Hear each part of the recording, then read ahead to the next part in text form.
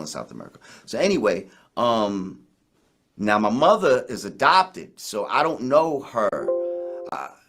I still got to do some research on, you know what I mean? I actually discovered one side of her father. Now I got to trace where his family's from, but I did the trace on my father's side. So on that side, no, I'm not ADOS. It's possible I'm on my mother's side I am. But see, again, that's some bullshit. But anyway, who here in America are direct descendants of the slavery, and I'm assuming that that happened here on this land in America, and they're probably not even thinking about South America or anything like that. But let's just say they're isolating it to just here in just America. Well, now immediately they've isolated the South Americans. You can trace your family lineage at least back to 1870. You can trace your family back to the 1870 census. If you know your mom and you know your daddy, their name has been documented somewhere. You know where to trace them. Right. So a lot of them had just first names, though. You know what I mean? Like, I'm telling you, I physically, this is not no easy shit to do these traces. Like, I physically have been through this shit. Like, I've seen it. Like, I went down that rabbit hole for a second. And when you get to all of that slavery type of shit, like, the records are not what you. Both of my parents, on both sides of the family, we can trace everything back to plantations in Alabama and North Carolina. So my family, 100% foundational Black Americans. Nobody in my family immigrated. How many people can do that, though? Do you think? We can. We can do that. Most of us can. How many that are claiming to be can really do that? Keep it real. You can trace your family lineage at least back to 1870. You can trace your family back to the 1870 census. If you know your mom and you know your daddy, their name has been documented somewhere. You know where to trace them. Right. So a lot of them had just first names, though. You know what I mean? Like, I'm telling you, I physically, this is not no easy shit to do these traces. Like, I physically have been through this shit. Like, I've seen it. Like, I went down that rabbit hole for a second. And when you get to all of that slave, there are outliers shit to it. There's outliers to it, but generally, it's pretty easy to trace your lineage back to slavery, to a plantation, or it's easy to trace your lineage back to at least the 1870 census. The average person who can trace their lineage back to 1870, 9 times out of 10, you came from a slave plantation, because they'll list you as a farm worker or domestic or something like that. So that means you came most likely from a slave plantation. And that's a little bit different from somebody who immigrated over, because you wouldn't be eligible for a reparations claim. It's my great-grandfather on my father's side that wasn't born here. It's my great-grandfather on my father's side that wasn't born here. How does one know that they're a foundational American? A few years back, did a like an ancestral so I had just did on my father's side, right? But in doing all of this, and I'm going to tell you, it traced back to Guyana, right? Okay, right. So I had just did on my father's side, right? And I'm going to tell you, it traced back to Guyana. We can trace back. My family suffered from redlining and all that type of shit, because I know how you feel about, like, Jamaicans that come here right now, this generation, and they're able to get loans. My family didn't go through that. My family didn't get all that when they came here. We lived as regular Black people. So let's talk about that. Let's talk about that. That would not, if they came over and they immigrated, because your family came from immigrants, they immigrated over here, and you can Ellis Island. Because your family came from immigrants, they immigrated over here, and you can Ellis Island. Right. I know the boat. That's very different, because you can't get a reparations claim like that. Because you can't get a reparations claim like that. And it's very important to not mix it up. But now keep in mind, this is just my father's side. I understand. I understand that. We all have two sides now. My mother's side, I ain't traced that yet. Now, my mother's side, I ain't traced that yet. Y'all would know who the southern side of her family was. So if y'all don't know, that means she's from the Caribbean. No, you're black. Because I can understand that you don't know your dad. That's one thing. And your mom, your mom didn't tell you where your grandmother was from? Your mom didn't say shit? Yeah, nah. She had to come from somewhere, either immigrated from another country or came from the South. If she's black, right? It's just find out where your parents are from and where your grandparents are from. Your grandmother, if you knew your grandmother has a birth certificate, brother. Look at the birth certificate and see where she was born. And then see what her mother and father's name was. It's on the birth certificate. Then see where they were born. You trace it back like that. And if you can go all the way back to the 1870 census, that make you a foundational black American. All you got to do is just trace the parents back. Not that hard. Okay. Some of these folks, you don't know where your mama's really from. Okay, like my mom's from New York. We kind of lost, and then okay, well, folks. Okay, I don't know how y'all don't be knowing where your mama from, and you don't know your mama's side of the family. At least I can understand the dad's side might be a little sketchy, but you don't know your mama's side of the family. See that raises red flags. That raises a lot of red flags from folks don't be knowing what their mama's side of the family is. Big red flag. Right? That's right. It's weird. And I feel like they want us to spend our energy on this conversation when we really need to be focusing our energy on more practical things. So when are we gonna get ready? We're just not gonna be ready. Yeah, that kind of did him in right there. He said we need to focus our energy on more practical things. Reparations are a fairy tale. That's impractical. We need to focus on more practical things. Ready for it, and what do my digger like? All right, well, so we should just give up. We should stop fighting for reparations. It's not practical, and because you say so. Okay. So when are we gonna get ready? We're just not gonna be ready for it, and what are we gonna do? We're gonna blame white people for systemically oppressing us for generations. Yes. We're not even gonna try it. Well, that's what I'm saying. We need to. I'm not saying. I mean, I know, but you just made the point that African Americans won't get a piece of that. Whereas when it was vice versa back in 2016, the Jamaicans were saying, hey, African Americans, we want a piece of that too, because we were all on the same boat and just got dropped off in different places. Oh, really? But do you see how the Jamaicans turned on them? They're saying, African Americans, you don't get a piece of this. That's the talking. But you see what I'm saying? How disrespectful they've been to them. Exactly. Right, but then this is also, to me, I see this as a divide and conquer thing. So now I'm supposed to get oh, word? That's what the Jamaicans are saying? Well, then fuck that. You know, if they don't, they try. Yeah, if they're saying some foul stuff, you should point them out. Right. You should rebuke them. Right. The same way you rebuked us when you said that all we would do is give the money back. You see? More just proof and evidence. He's not one of us. You know, give us hard criticism. Tell us that we would just give the money back.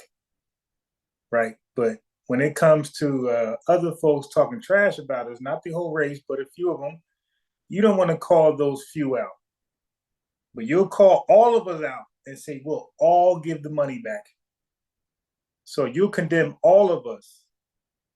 But when it comes to Jamaicans, the you know, some of them that talks bad about us, you don't want to call them out at all. Interesting. But Tiger already exposed that, how they know what it is, and they like it's some denial stuff right now. Okay, all right. Anyway, let's get to the feature video. Okay, so this is not clickbait. I'm gonna really address her. Wait a minute. Before we do that, we got to do this right here. I'm sorry. This is a must.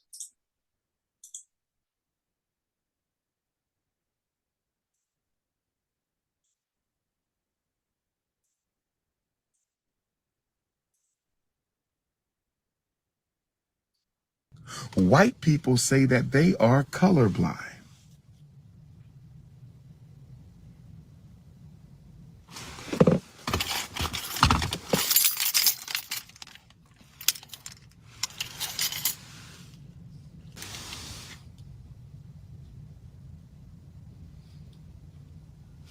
It's a crazy Neanderthal gathering. Crazy Neanderthal alert. You know, you got to be careful with the Neanderthals. If you are a black person who feels the need, if you are a black person my man got the seatbelt. who feels that white people have to confess that they are racist and that they practice racism in order for you to heal. Yeah, I gotta give Dr. Umar at least this. It's not good credit, but I'm gonna give him some credit. That he has no shame, man. This guy was in his car. Who knows what influenced him to be so paranoid? You know, there's many things that can cause paranoia in a human being. He's in his car giving a screaming lecture about white people. Whatever influenced him to be so paranoid, you see a couple old Karens gather up to have a conversation, and he believes that they are trying to lynch him, right? Whatever thing that influenced him to believe that stuff is wild. Listen to this. I mean, watch this. He's going deep. Look how scary this dude is. And this is somebody's prince. And his shirt right here, that logo is a crown, a king's crown or prince crown. This is some royalty crown right here. But look how this royalty man behaves when he thinks a couple Karens is looking at him. Cannot begin until white people confess the fact that they are racist. So if you are a black person, uh-oh. Look at him. Straight paranoid. If you are a black person who feels the need, he grabbed his keys, yo. If you are a black person, you would think this dude seen Bigfoot. Yo, you wildin'. What got you influenced like that? Person who feels that white people have to confess that they are racist and that they practice racism in order for you to heal, then we are in trouble as a people. White people are never going to confess their racism. White culture is not based on honesty. Yeah, he got in the car and took off, yo. This dude, like, I'm not exaggerating, I'm not capping, gaslighting. He clearly grabbed his keys. He was paranoid at white folks just talking. Dude, they don't know who you are in that car, man. What neighborhood you're in that you believe white folks out there to harm you because you out there preaching in your car? That's why I say maybe it was something that causes him to hallucinate or some type of influence to cause that, or for him to be paranoid. Why is that far-fetched? Why is that far-fetched to believe? Okay, let me get on that damn system. In quotation. Okay, so why is that hard to believe when you have stuff like this out there? Now look, viewer discretion advised. I'm going to show you an image that can possibly traumatize you or make you feel a certain way. I'm going to show you an officer who's OD'd. He didn't die, but he's in a state of OD. Okay. I ain't gonna show it. Never mind. I ain't gonna show it. No, I do. I'll give y'all the link. Y'all watch it for yourselves. Okay, so I'm gonna bring y'all to the 15-minute and 30-second mark. Yeah, I'm not even gonna risk the flag, the strike. Okay, so let me just give y'all the timestamp. Okay. Peace, Walters. I'll be scared too. But you can't be talking all that crazy stuff about white folk and then run from them, dude. You cannot do that. So look, that's the link right there. If y'all into what up, Tyrone Lund, Tyrone Lund. What's up, my boy? Are you FBA supporter FBA or you none above? All right. Anyway, that's the link right there, man. So there's a police officer. This is very embarrassing. Non-FBA, non-ADOS, he's even non-white American. I think he's also a non-Latino. Okay, he arrested a white crackhead for fentanyl possession. I guess he just bought the drugs and they seen him. This dude looked like an officer, like 34 years old or younger. Okay, this dude seized the drugs from him and the meth pipe, the fentanyl pipe. Locked him up, booked him, whatever. He went to the station. This dude went into the bathroom stalls. This police officer went into the bathroom stalls with the fentanyl pipe, smoked the damn fentanyl, and was OD on the floor in the worst position. I mean, he looked weird. His position is like not normal at all. If y'all click that link, it goes to the 15-minute mark, 30-second. 15-minute, 30-second mark. You'll see this dude looking crazy. Okay. Peace, Carlos Magnus. Carlos, that's a world famous chess player. Carlson Magnus, so my fault. But he's like the best in the world, probably best ever. But Carlos Magnus. So if y'all click that link and just go to the 15-minute mark, 15-minute mark, 30 seconds. I keep saying that. 15-minute, 30-second minute mark. Okay. Look how this police officer bent over, strung out, OD'd on meth. Fentanyl. I mean, this dude just sees that, fentanyl is that goddamn addictive. For this cop to take the evidence, go in the bathroom and smoke it up and don't, bro, you what? You would have to know that they want the damn evidence that you just seized from this dude. You go in the bathroom and smoke it up and then OD on the floor. I mean, he couldn't wait to get that damn pipe. No, it's my evidence. Yeah, most likely, that fentanyl addict should be let go. Because most likely this police officer already knew he's a fentanyl addict and he was watching him buy the drugs so he can get it from him. Yeah, I believe that was planned out. I'm about to smoke for free today, baby. Wow.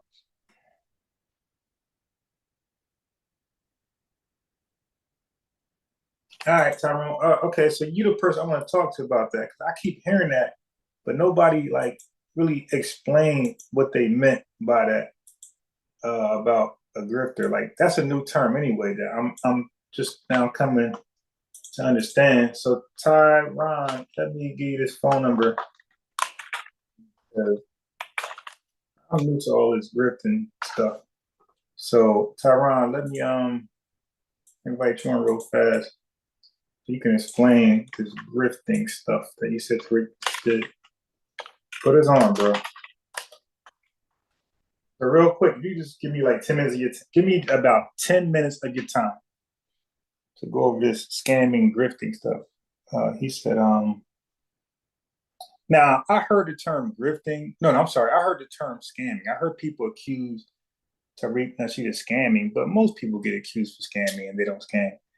It'd be like just misunderstanding. But the grifting part, you got to kind of explain that because I don't know if grifting is even a bad thing. So I want Tyron to explain grifting because the way people define it, the average content creator grifts, but I need to hear Tyron's explanation of grifting because one thing we can't do say somebody's doing something and make it wrong out of nowhere, but then other folks do it and it's okay.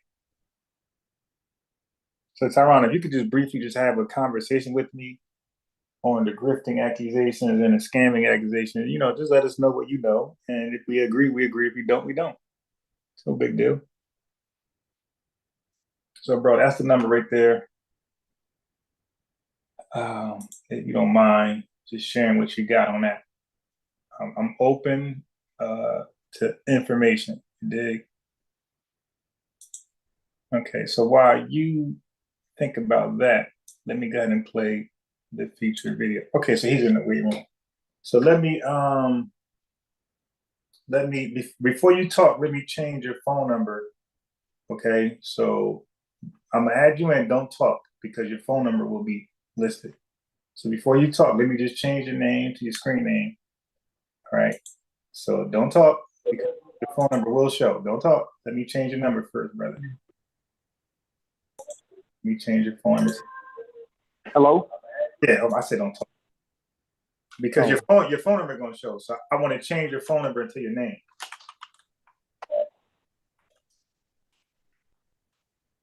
All right, go ahead, brother. It's all yours. All right. What's good? My name is Tyron Leung. I'm from Charlotte, North Carolina. How you doing? What I meant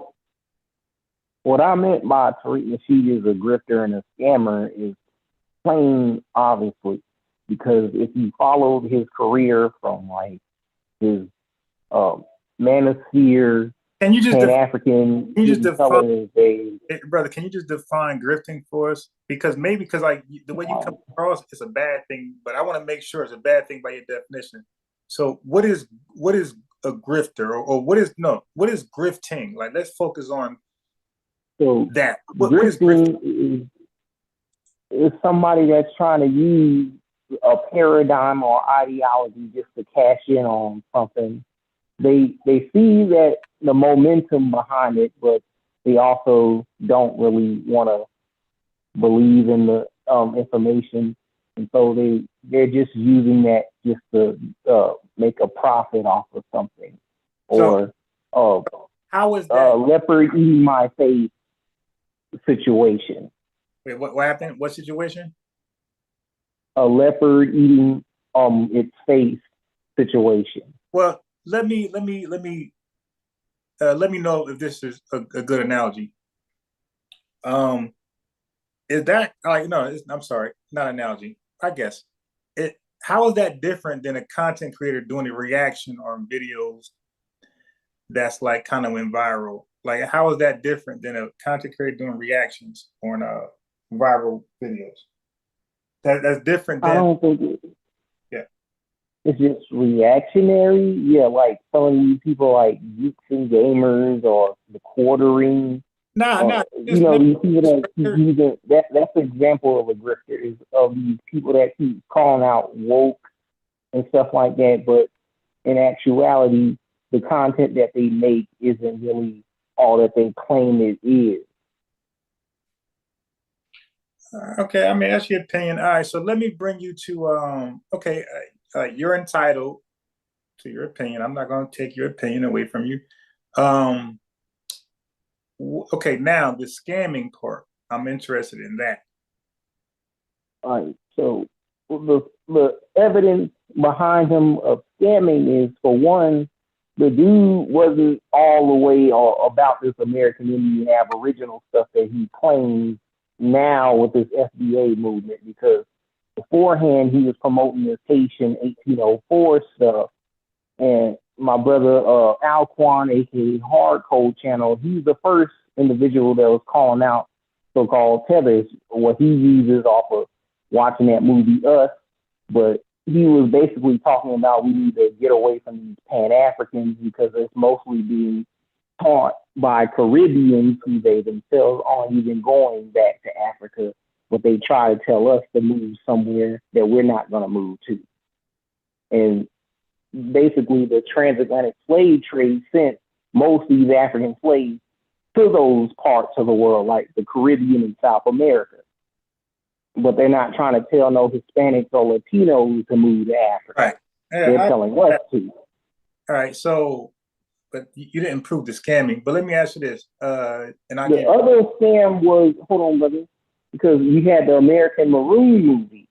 Now, he didn't actually do the research on American Indian history. He just went and got the same old Afrocentrics from Sinetta's crew in his Hidden Colors movie and started using information from African Americans and Africans, stealing information from Johnny Aborigine, Moon, Young Noble, and Alquan to put in his little documentary series that he didn't really actually look into people's stuff.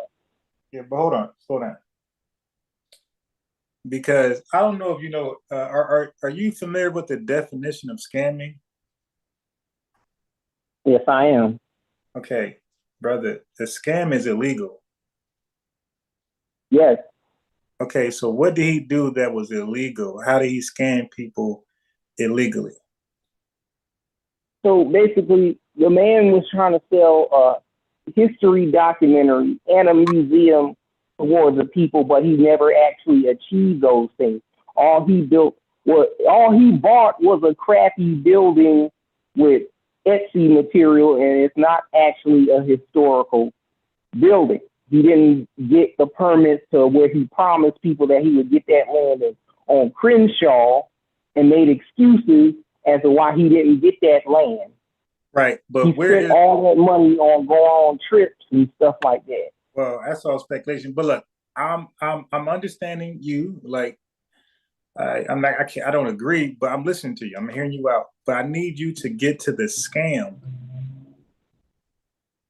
Another thing is the illegal movies. Go ahead. These movies that he produced, like people paid good money.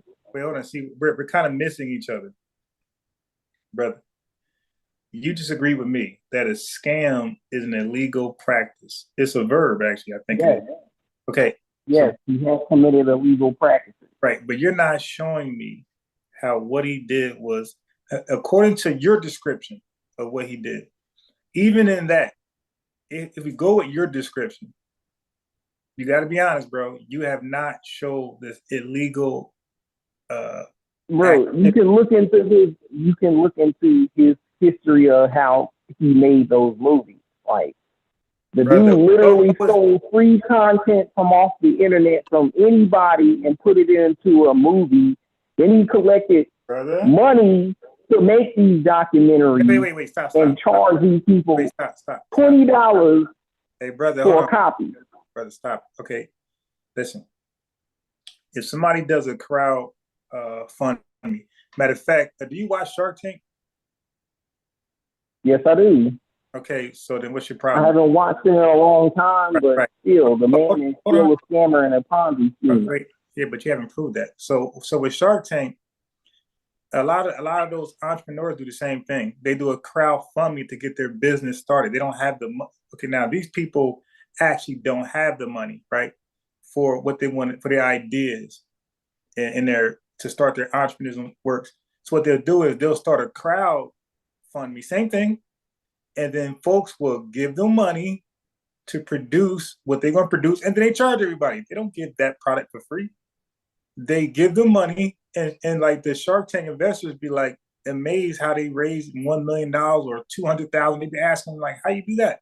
So what you just explained just now wasn't a scam, right? Yeah, it was. Right. It basically was. It's relax, like conspiracy dudes put out his don't cut in. Keyboard musicians. All right, listen. You can look up. All right, brother, hold on. Just hold on. I'm getting a little aggressive because I let you talk freely. I'm responding, and you're cutting in, right? Because I'm allowing you to, like the fourth time, to show me what was illegal. Now, you gave examples, and I responded. That's not illegal. A pastor can ask for tithes. Like TD Jakes can ask for tithe to buy a jet. That's not scamming. Scamming. Brother, people hold on. Wait, no. Hold on. Because scamming, the only people who can really call you for scamming are your supporters. So, because that means that you offered one thing and then gave them something different, or for less value, brother. I Yeah, don't that's know. what he did. No.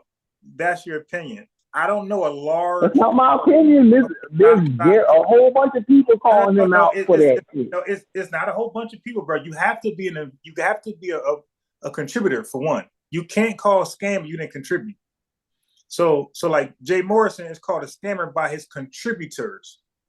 Okay, they're calling him a scammer. They're saying, "Yo, you didn't deliver what you say you're gonna deliver," and yeah, he didn't. Right. So, but his contributors are calling him a scam. The same thing with Umar.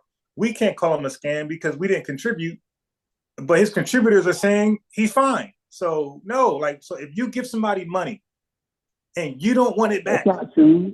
Okay, all right, bro. That's not true. All right, listen. What I'm not gonna have you do up here is change the rules. All right. Yes, it is true, my boy. Scamming ain't what you believe it is. Scamming is illegal, and people got to call you out for if I got scammed, and enough people like Bernie Madoff that he was a scammer, they got locked up. He got locked up. People called him out. People proved he scammed, and the FBI or whoever, the FCC, whoever it was, got involved. They investigated and they locked him up for scamming. So scamming is illegal. You didn't prove anything that he did was illegal. You just gave what you disagree with. You didn't like it. You say he produced a museum that didn't live up to your standards of a museum. Fine, you're entitled to that opinion, but that don't mean it's scamming. Now, scamming is to say, hey, I'm gonna get you a museum and don't produce nothing and go buy a Bentley or something like that. Like he produced a building which he calls a museum, and his followers and supporters call it a museum. That's it. They even show up at his events. So everybody believes it's a museum, but the people who want to, the outside looking in, no problem. Again, you have your opinion. I'm gonna have my opinion on Umar's school, right? I got my opinion, but my opinion doesn't override the supporters who feel like he got a school. Like, I'm gonna give my opinion, but my opinion is not facts. His supporters say, no, he's fine, leave him alone. That's what supporters say. So you have an opinion on Tariq Nasheed.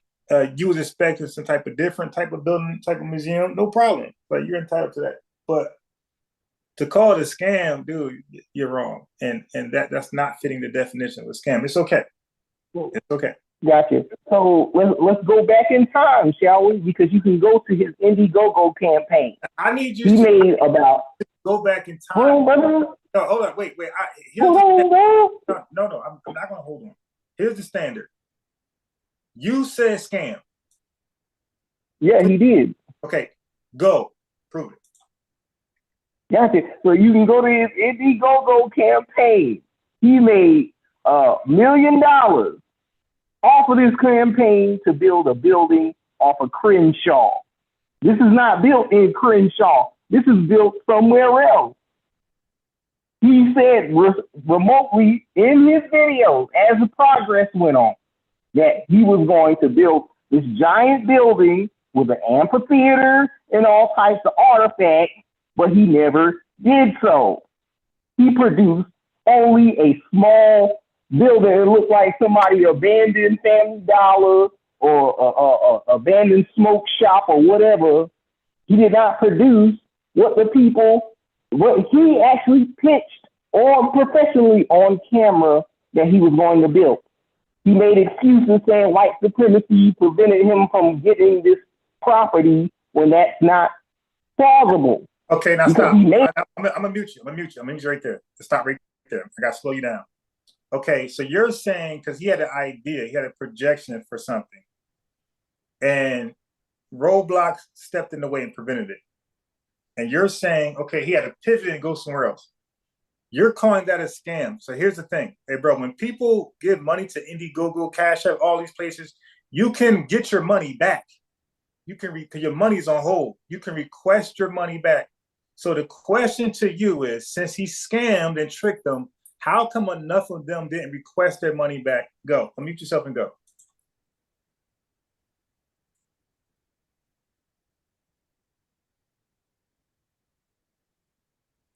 Because you're literally just projecting.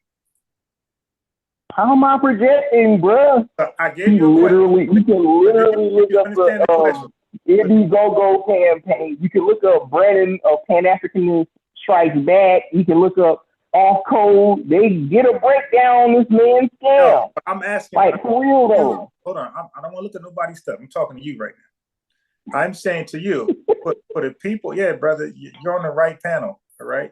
So for you, you made the claim, you prove it. So over here, we got a phrase, source up or shut up.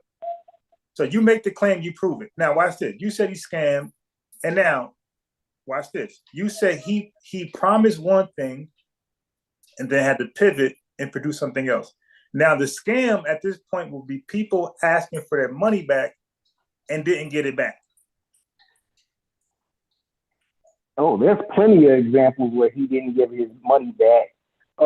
Keyboard musician called out Tariq Nasheed years ago where a person donated money towards him, but they requested money from the man, and he fled from the guy because he was desperate to get his money back because his mother was sick and dying. Yeah, well. So no, this is okay. Another example. No. That's not how it works. You say something, let's unpack it. You don't just keep talking. All right, brother. You said donation, my boy. You do no donation. That's an example. Okay, hey, bro. Hold on, brother. When you donate, there's no refund for a donation. For one, when you donate your sneakers to Salvation Army or wherever, there's no refund. A donation that means it's off your hands. Done. So you can't donate something where now it's locked in for something else. So for example, if I donate sneakers, a pair of Converse Chucks to the Salvation Army, and then I realize, oh, that's the wrong ones, and they already are working with that sneaker to give it to some boy somewhere in Harlem, I can't come back to them like, yo, my bad, that was the wrong pair of Converses. I need that. They're like, nah, yo, you donated, we accept it. It's no longer yours, it's ours. And because once you donate, you can't dictate what happens to it. This is different from you investing in like an Indiegogo or crowdfund. The donation is totally different. Like you got less rights in the donation. There's no scamming, nothing when it comes to donations. That means you totally just discarded it. So if a guy donated, hold on, no. If a guy donates to something, okay. Well, first of all, who donates what they need back? Like that's like the most retarded thing you can do is donate. People donate things they don't need. You don't donate things you need or potentially would need in the future. It's not a donation. That's an idiot. A fool with their money will surely depart. They departed their money like a fool. Right? That's a horrible example. This dude said donation. Give us something else. That donation thing was horrible. Give us something else. Okay, do you see the 4 links that I put in your chat? Now I don't watch videos, bro. Send me some links to edu.gov. Those are all links. Huh? Those are links. They went to his criminal record, his copyrighted material, such as that Majora shit, that FBA flag. You don't know how he also stole that cut language stuff from Gloria McGlowan. Now, hey, bro, how is that illegal, bro? We all say cap, right? That is illegal. That's copyright stolen material wait. from a dead woman. I gotta mute you. Okay, again, bro, you just ranting, my boy. If it's illegal, then why they didn't bring him to court? Bro. Wait, no. The man has No, that's a question for you. If it's illegal, why didn't these people take him to court? Go ahead. I mean, Ronald Johnson took him to court. Gucci Bear took him to court. Hey, no. Those like defamation. All right, dude, I'm about to throw you off in a second. You take to court for copyright, my boy. You're saying he did illegal things like copyright and steal things. We're not talking about defamation. We're talking about copyright. You said copyright. So how come he didn't get sued for copyright infringement? Let's stick with that. Not Gucci Bear and the guys for defamation. We're talking about Morris TV. We're talking about, again, those are defamation suits. You give me the copyright suit. Unmute yourself and give us the copyright suit. Right. So he stole the language from Glory McGowan, and she can't. Okay. All right, bro. This ain't the show for you, my boy. I gotta remove you. My man said stole it. Hey, bro, if he stole the language and he's about to go on and say she got him in court, I don't know what he's talking about. Bro, there's no way he'll be able to use it if this language is copyrighted. YouTube is very sensitive to stuff like that, my boy. There's no way. I hear him all the time say it. There's no way he could be using it like that. Like, this dude see two people arguing about belongings, and he don't see that. He don't stick it out to hear the resolution. He go ahead and make some blind claims. So I always let him talk about the grifting part. You know, I bait him in because I really want to know about the scamming. Grifting, that's subjective, that's personal. People got their own definitions, own examples. No problem. I ain't gonna argue that. But the scamming thing, you're gonna need solid proof. This is no more subjective or no more subjection. You need some solid proof now. I gave him 90 chances to prove that he did something illegal. And all he did was just give me situations where he disagreed with. And he believed they were illegal because he disagreed with the outcome. Okay, so I was following Tariq a little bit on the museum. So I do know when you talk about real estate, you know, it's very hard to like, I believe he said he wanted something on Crenshaw because of this historical relevance to the city, right? To people of FBA, ADOS lineage. So I remember him saying something like that. So he wanted something like that on that street. But I recall him saying that the people, they were trying to overcharge him. I guess I'm trying to recall it. Again, this is on the fly. He brought it up. I don't have notes to this. This is my recollection. So I believe that a couple of things happened. They were outpricing the property because they knew who he was, right? So it was up in the property value. Like, they was outpricing themselves on the property. It was making it more worth than what it was. So they're like pretty much making them say no. You know, that's called outpricing. You're outpricing the property. That's one thing I believe he said. Secondly, he was just having a hard time getting property like that on that block. I think all of them overpricing their stuff. So what you gotta do? You're gonna pivot. You're gonna go somewhere else. And like he updated everybody. Hey, this ain't happening. So whether he said white supremacy or not doesn't matter. It don't matter. It don't matter why. You know, the reason he had. He disclosed this ain't gonna happen. That's called being honest. When you look at scam, it's somebody who's tricking people, who's being dishonest. He's being honest. He's saying, yo, this ain't gonna happen. So I'm gonna go this way with it. And I asked him, I said, bro, so when he went somewhere else with it, how come a large part of these people didn't get their money back? The same could be said for Umar. If all these people donated, well, Umar, I'm gonna leave Umar alone. Umar got some other stuff, the Cash App thing. So maybe he ain't the best example. But you could say maybe Jay Morrison. But did they ask for the money back? Okay, so these guys are bad examples because these guys are, you know, red flag. But dude, you really didn't prove your case, man. And this is the thing. See, the grifting part, again, your personal opinion, you have the right to do that. I'm not going to censor people with opinions, right? But, and especially something like that.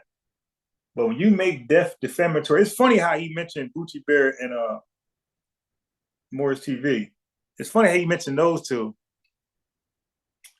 that has defamation suits against Tariq, but then defames Tariq. Like, how you mention these two guys as folks with defamation suits, and then you defame Tariq. So it's like, bro, if Tariq's that bad guy who defames, then you just did it.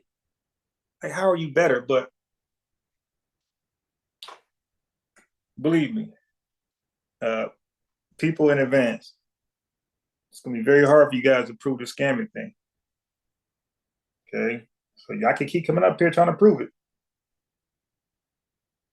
and keep getting smacked out of the damn park, Barry Bonds style. Yeah. Now, I'm not gonna allow y'all to come up here lying and can't prove your case. That's not gonna happen, right? And that's for anybody. That's for FBAs and ADOS too. Like nobody gets a pass, especially on here. In the chat, FBA, ADOS can do what they want. But in the chat, hey man, I'm responsible for what information leaves this airwave. So I can't allow it. Or I'll tell you, relax, there's a different platform for that. But yeah, bro, the scamming part, bro, you never proved the scam. All right, and none of y'all can. That's why I don't mind y'all say grifting. Come on down to the Price is Right. As long as you got scamming coupled with it, I want you on. Now, had you just said grifting, that's your opinion. I'm not gonna fight you on for that. That's your opinion. But you said scamming, bro. I used that grifting to bait you in because I want to get to that scamming, which you failed to do. And the tuck language, and okay, she's sewing, right? You got to prove this stuff, bro, my boy, and you got to prove that it cannot be used by anybody else. I mean, it's a lot to go into that. And the fact that he's still using it lets you know where that went. If yes, you took up legal matters, the fact that he's still using it, it tells you where that went. If he allegedly got it from her.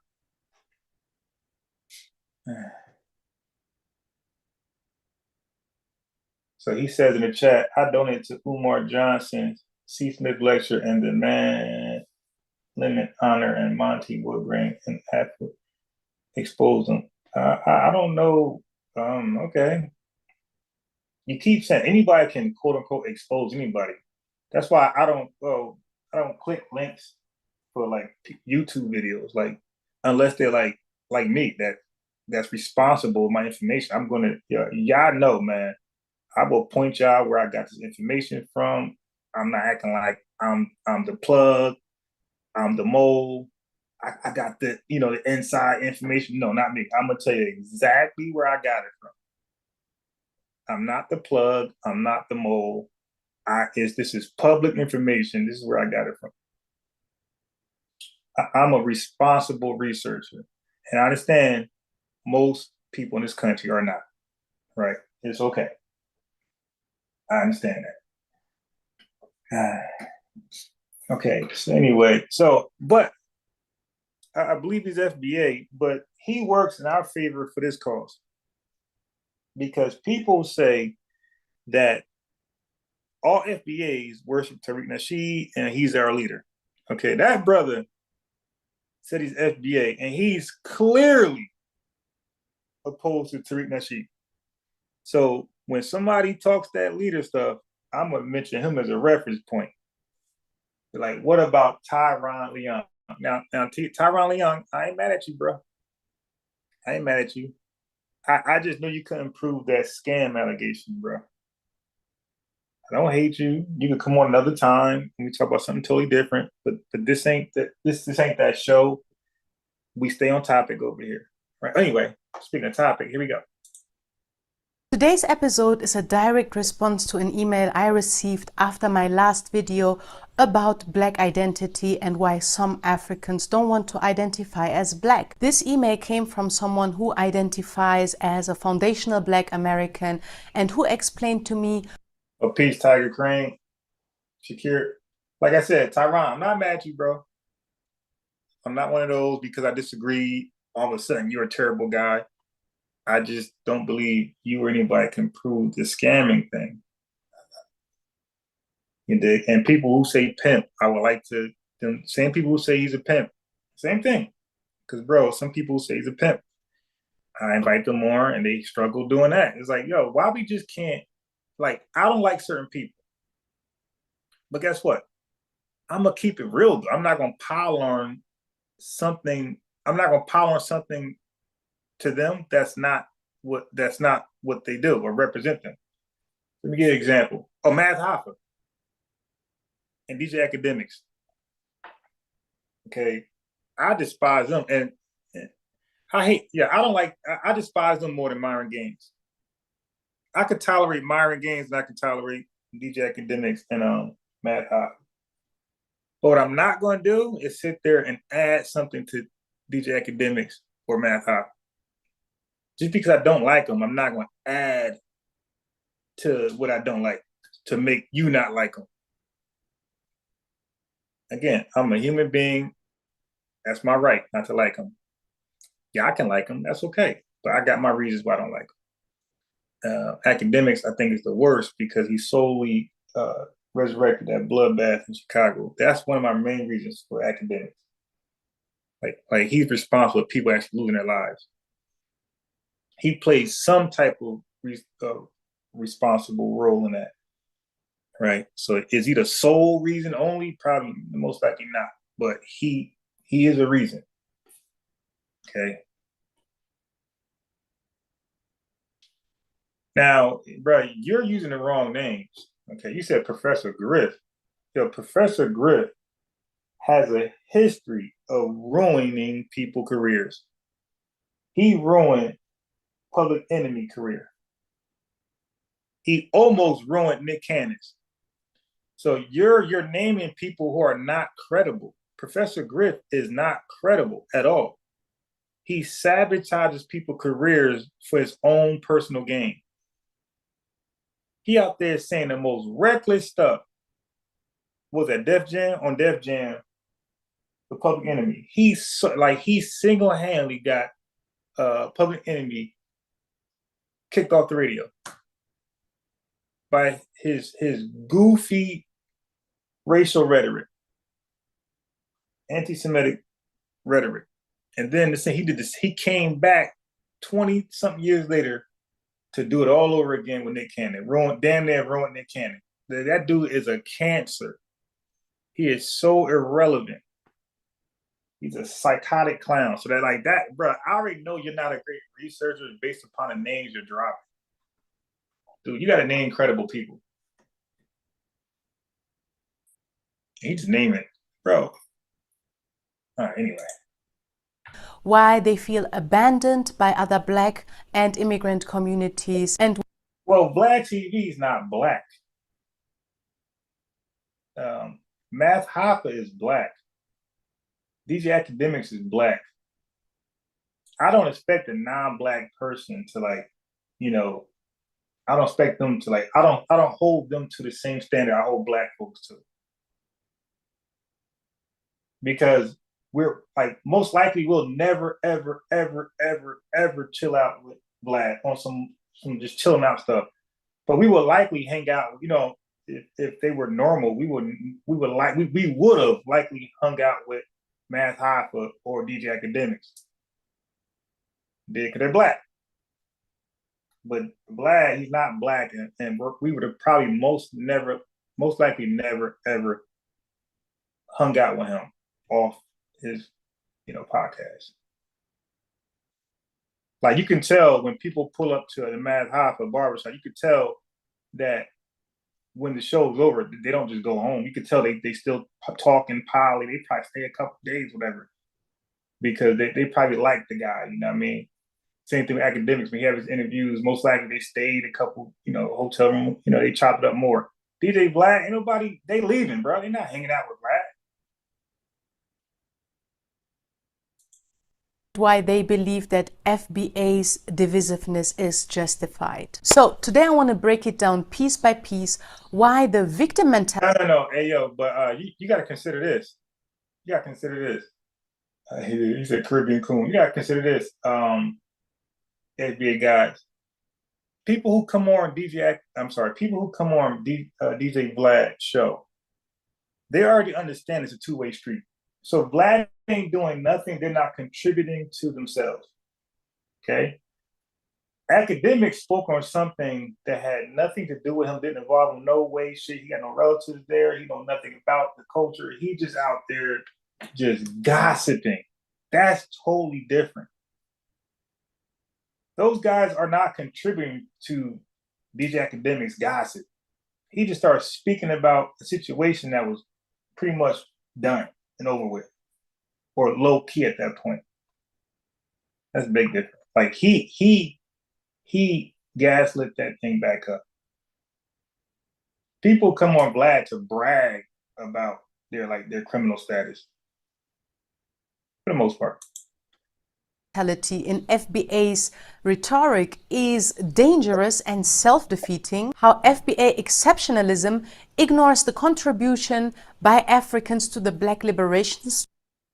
Hey, Tyron, can I invite you back on? But I'm done with Tariq. Let's talk about some other things. Are you down to talk about other things? Because I don't like when people be like just fanned out with Tariq. Can we talk about other things? Is that possible? You can call back in, but let's talk about other things. Because I don't like to make my shows about Tariq Nasheed. Struggle, how US imperialism destroyed African nations, setting back the entire Black world, and last but not least, the ridiculous claim that foundational Black Americans are indigenous to America. Yeah, I'm not giving DJ Vlad a pass. Like, nah, he's definitely a piece of trash. He's definitely a trash can. Not giving him a pass at all. He's definitely a trash can.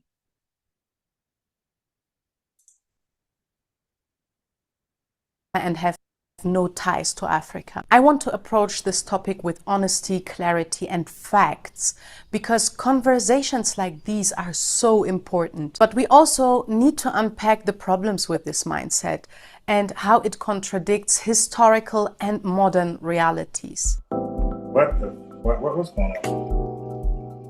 All right. Okay. Welcome to Plan B, Back to Africa. My name is Wayne. If you're new to this channel, welcome, Karibu, and Salam Salam.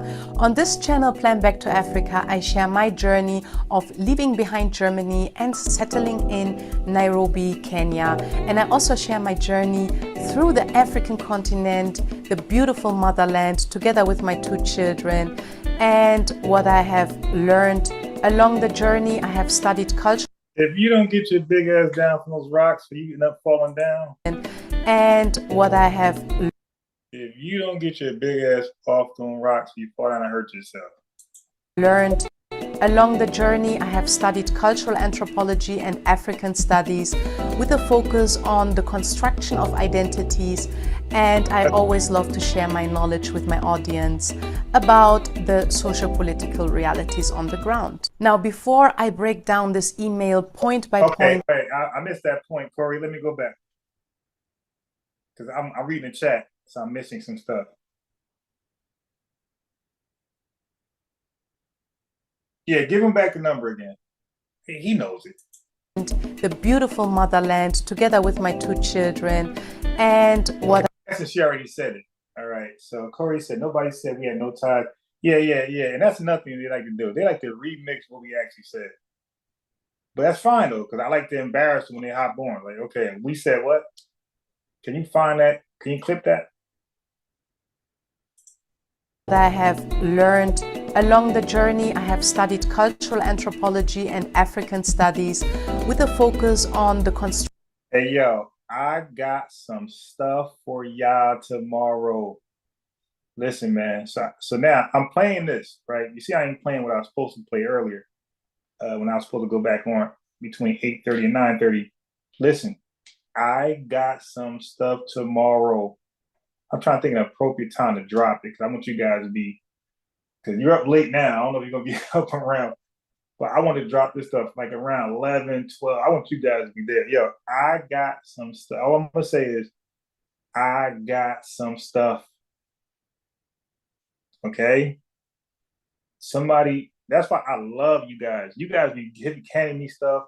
And a brother sent me a link to his video, so I'm going to play his video also.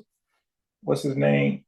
Foundational deprogrammer. He sent me a video that I believe he created, or maybe he got from somewhere else. I don't know, but it's on his channel.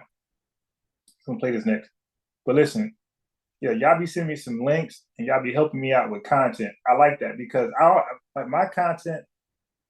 It could be limited sometimes. I could be stuck somewhere. So I love when y'all send me links on other videos, but that's why I got that Facebook group, by the way. That Facebook group is for you guys to send me links. I think Donnie sent a link in there. It's pretty good. So send me links, stuff to talk about, so I'm not stuck in one, area. Send me links. of identities, and I always love to share my knowledge with my audience about the social-political realities. Okay, all right, so I'm gonna go back. Let's go back. So what time stamp is this? 1 minute. She's just yapping right now. I want to get to the T. All right, so let's go back to her opening statement. Today's episode is a direct response to an email I received after my last video about Black identity and why some Africans don't want to identify as Black. This email came from someone who I... Yeah, okay, that statement right there. And by the way, I did hit her up. She found my comment in here. Where are comments? I did hit her up. She had 2,000 comments. God damn, I ain't gonna find mine. She ain't gonna find mine. All right, so let me see something. Yeah, I know they got at her. I know. Okay, so she just made a mistake. Okay. So let me do this. But yeah, listen, man, y'all better check in tomorrow, man. My kid's school closed, had emergency closing, so I can't even, so I'll be out of work all week. Hopefully not. Hopefully we're back up, but right now we out. So I mean, I'm gonna be live as much as possible. But listen, y'all want to check.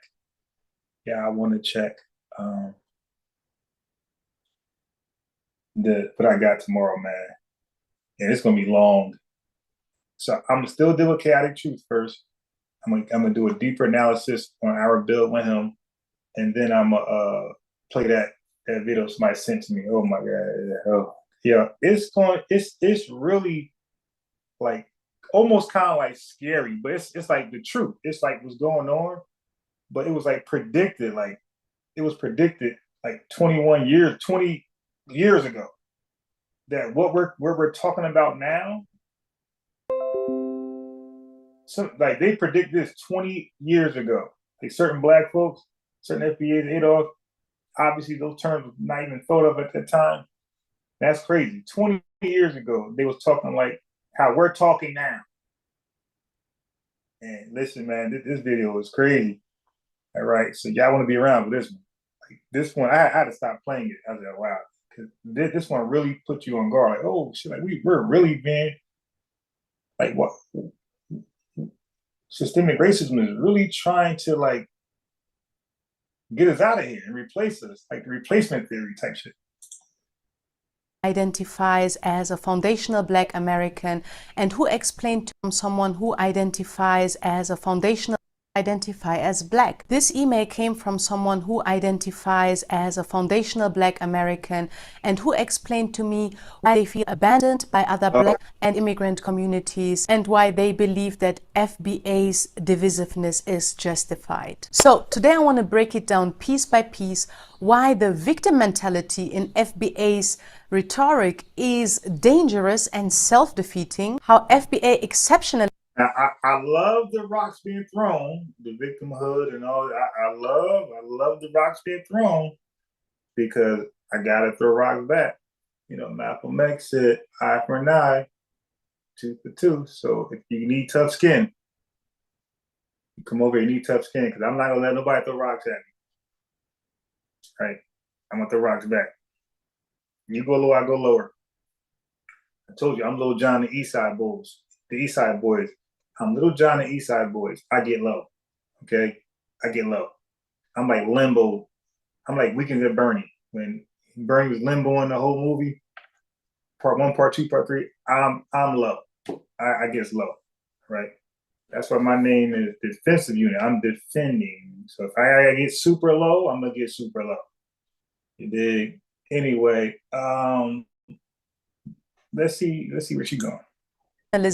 Ignores the contribution by Africans to the Black liberation struggle, how US imperialism destroyed... I don't even know what that even means.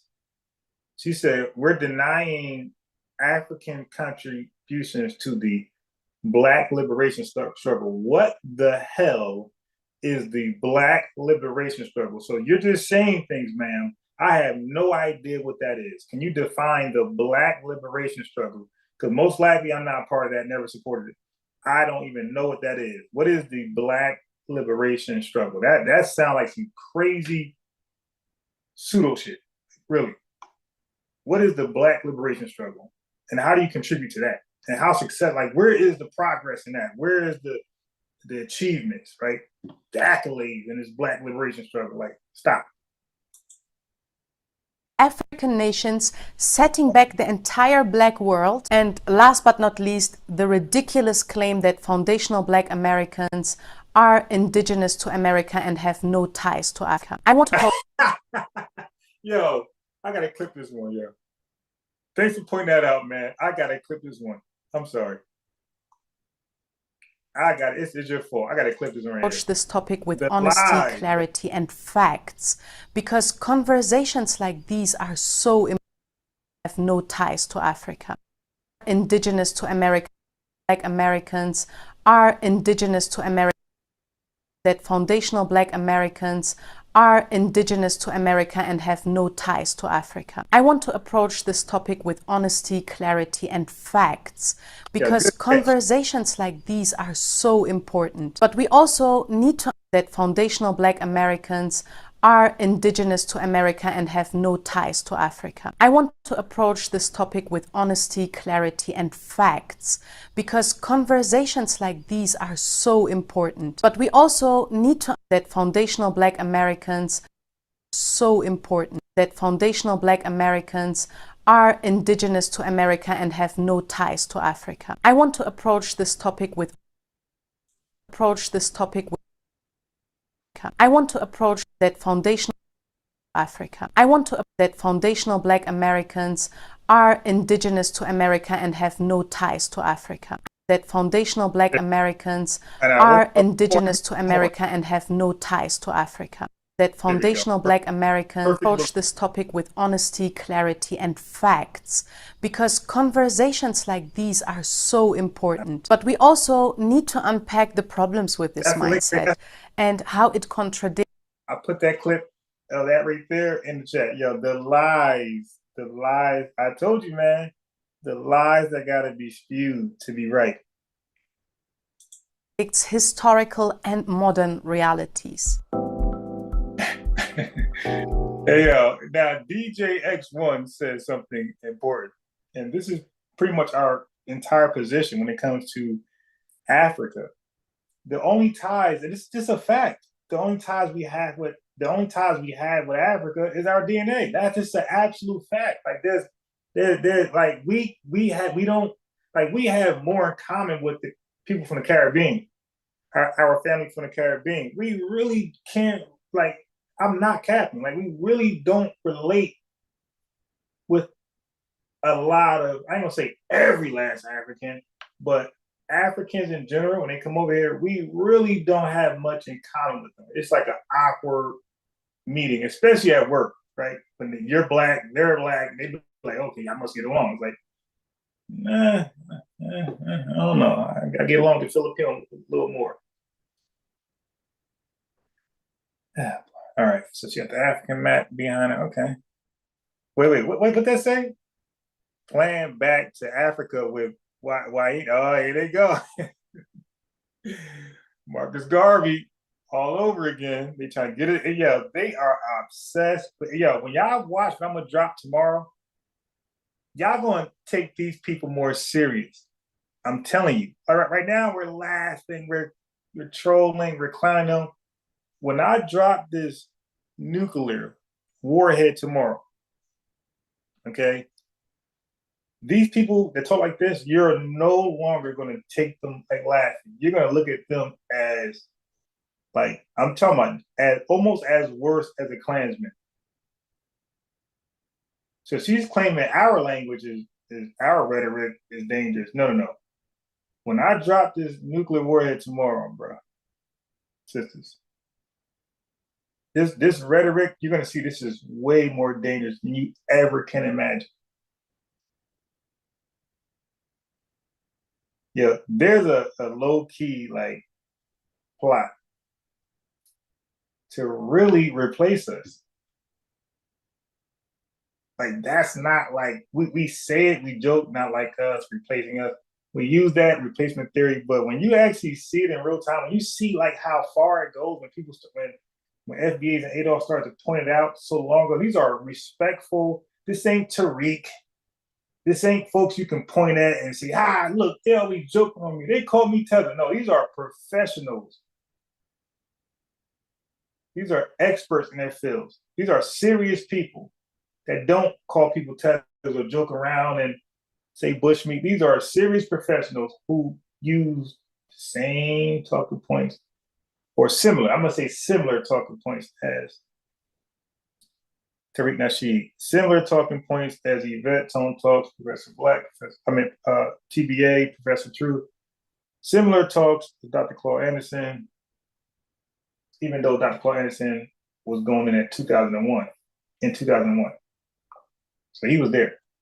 But this plan back to Africa, we're not falling for it. So let me guess, you also met with the Klan to try to get us back to Africa.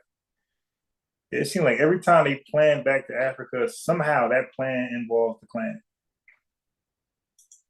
If you're new to this channel, welcome, Karibu, and Salam Salam. On this channel, Plan Back to Africa, I share my journey of leaving behind Germany. Okay, let me read the chat. She left Germany, whatever. So Okara says DJX1, not exactly true. All right, so Okara, it's on you now. You got to explain what because DJ explained what he thought was right. So now you say it's not entirely true. So explain what he left out or add to what he didn't, consider.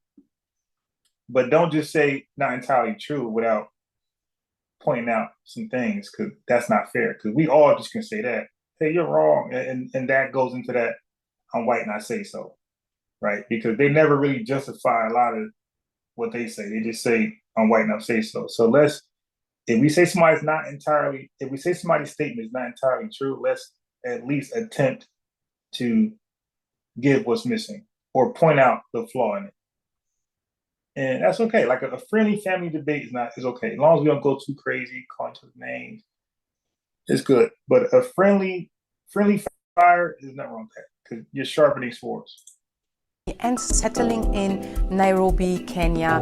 And I also share my journey. Yeah, bro, DJ, I feel the same way, yo. They out here trying to get us back to Africa. Wow, they just take our spot, you dig? They over here now. And now we over there living on a floating slum while they over here with tillable ground, getting our 40 acres of milk. Through the African continent, the beautiful motherland, together with my 2 children.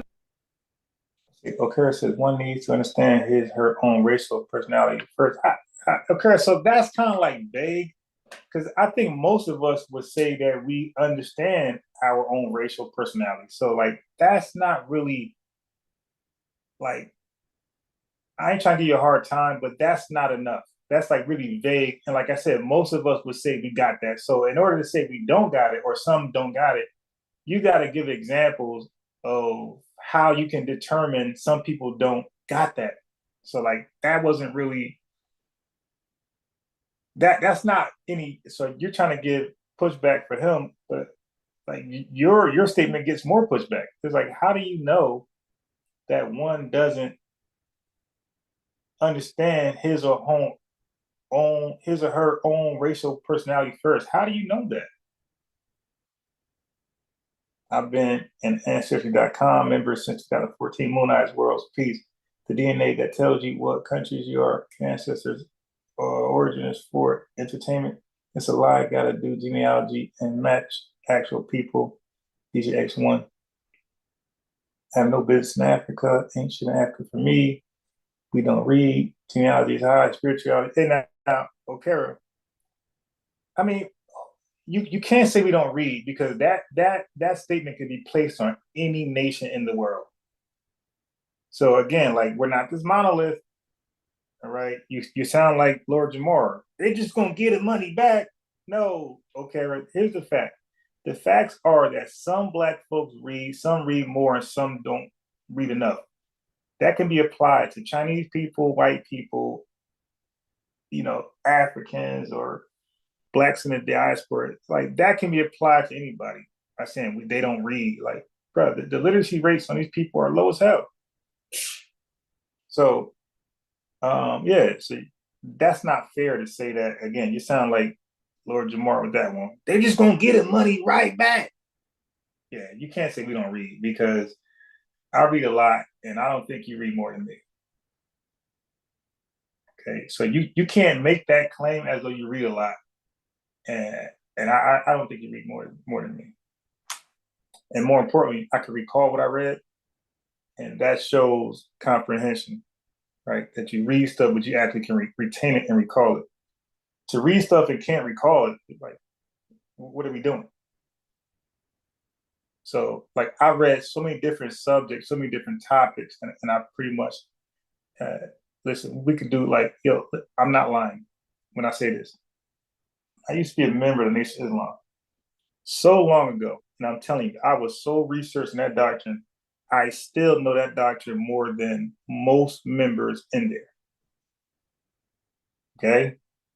Now, like, I'm like 20 years removed, but I probably still know that doctrine more than most members in there, because I retain what I read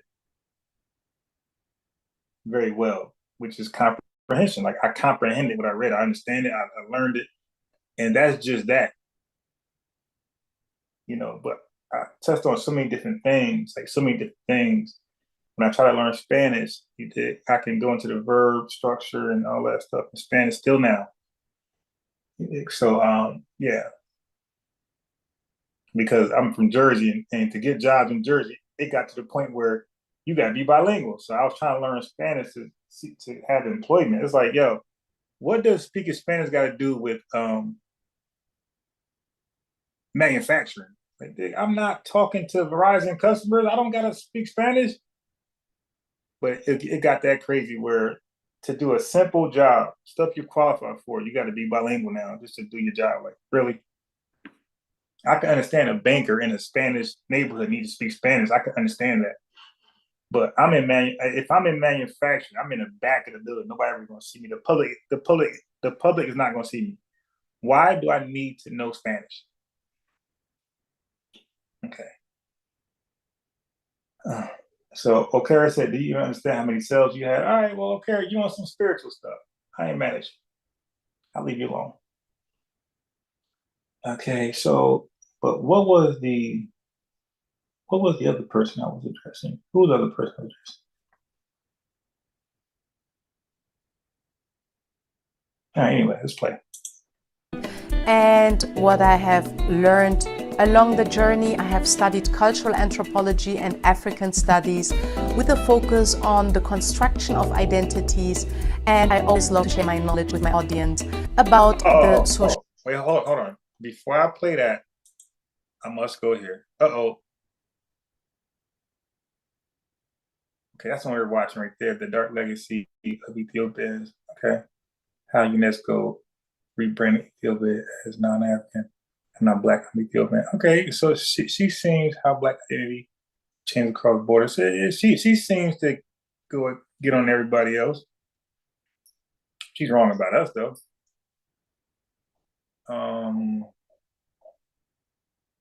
Maybe this one. She seems to do views, so but yeah, but about us, like, she's just like really wrong, and it might be intentional. And to find out, we need to have a conversation with her. Okay. But she seems to do pretty well in views.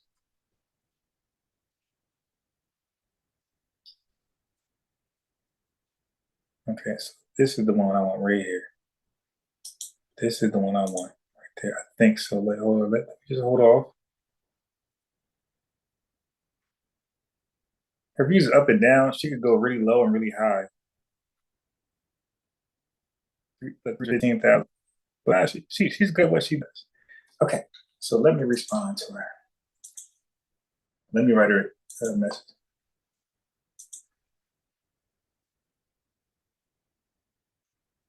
It will be nice to try to get her to comply, okay?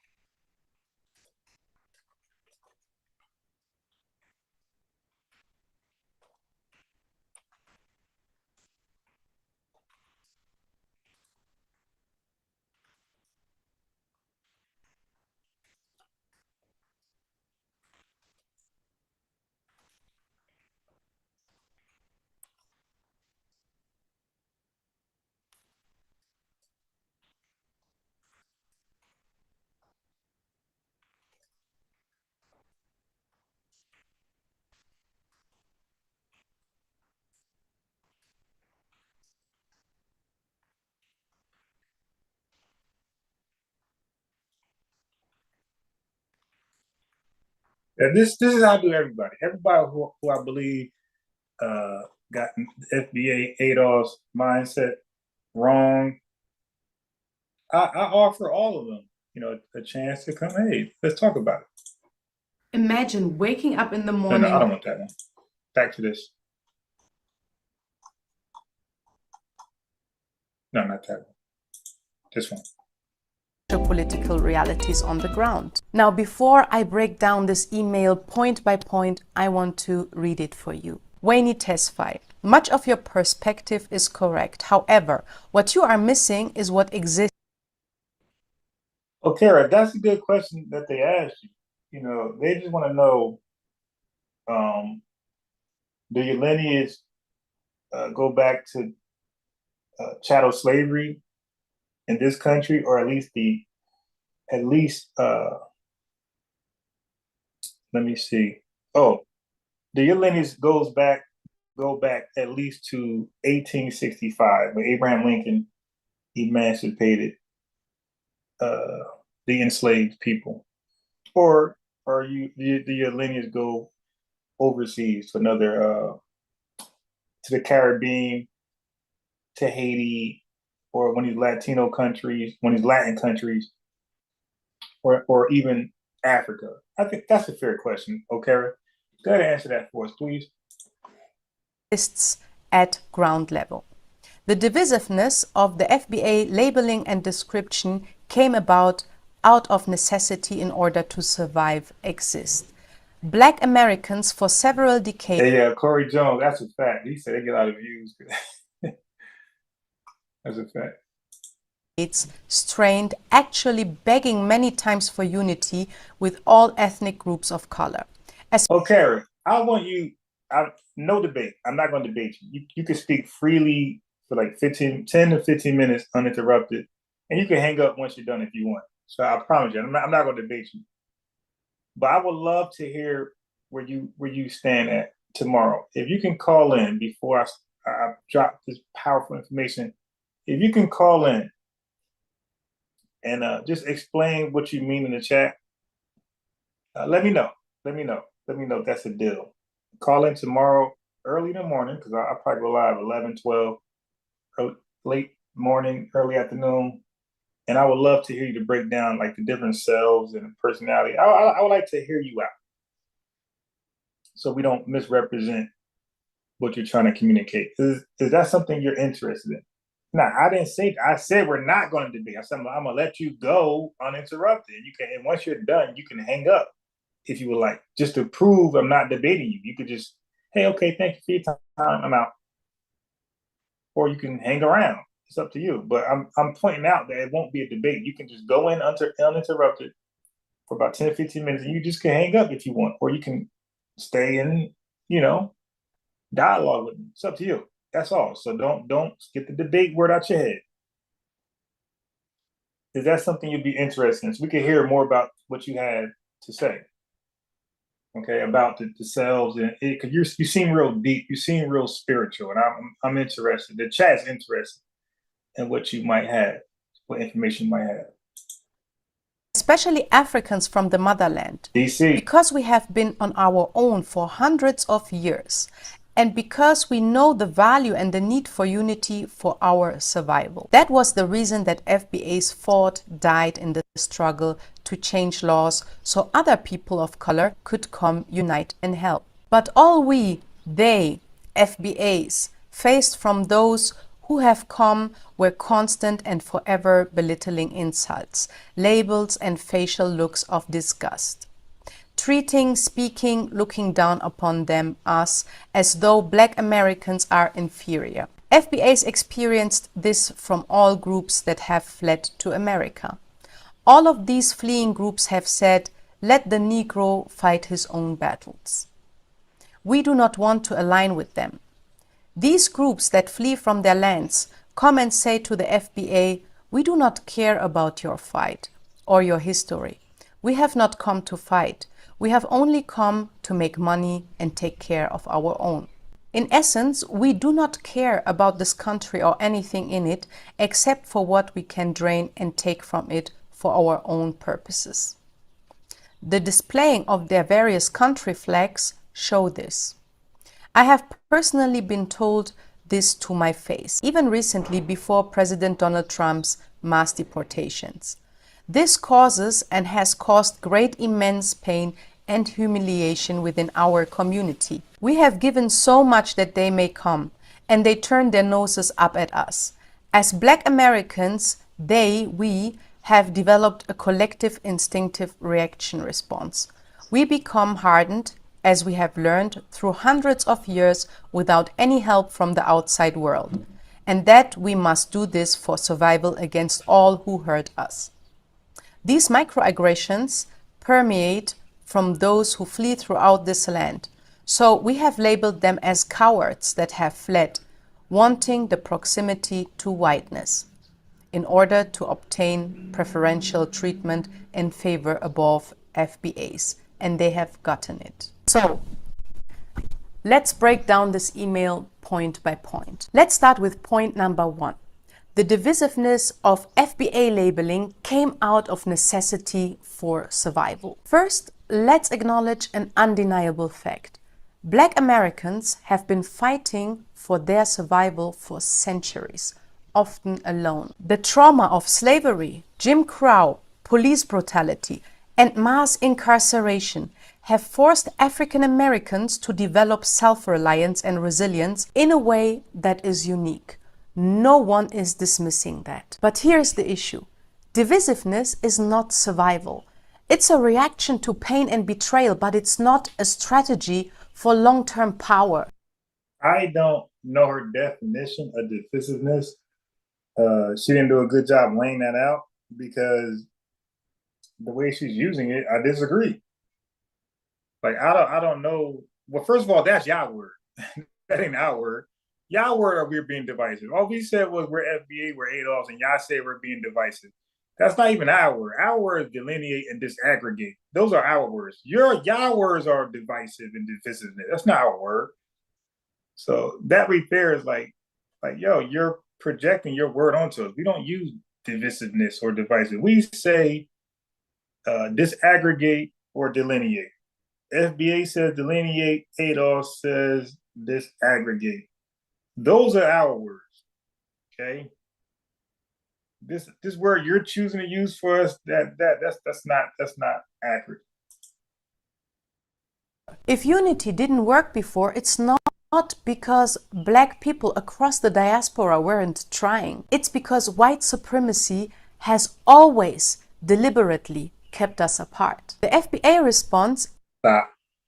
White supremacy did not keep those African tribes apart. White supremacy actually brought those white supremacy, or I ain't gonna say white supremacy, I'm gonna say those colonizers in those African countries actually brought the tribes together.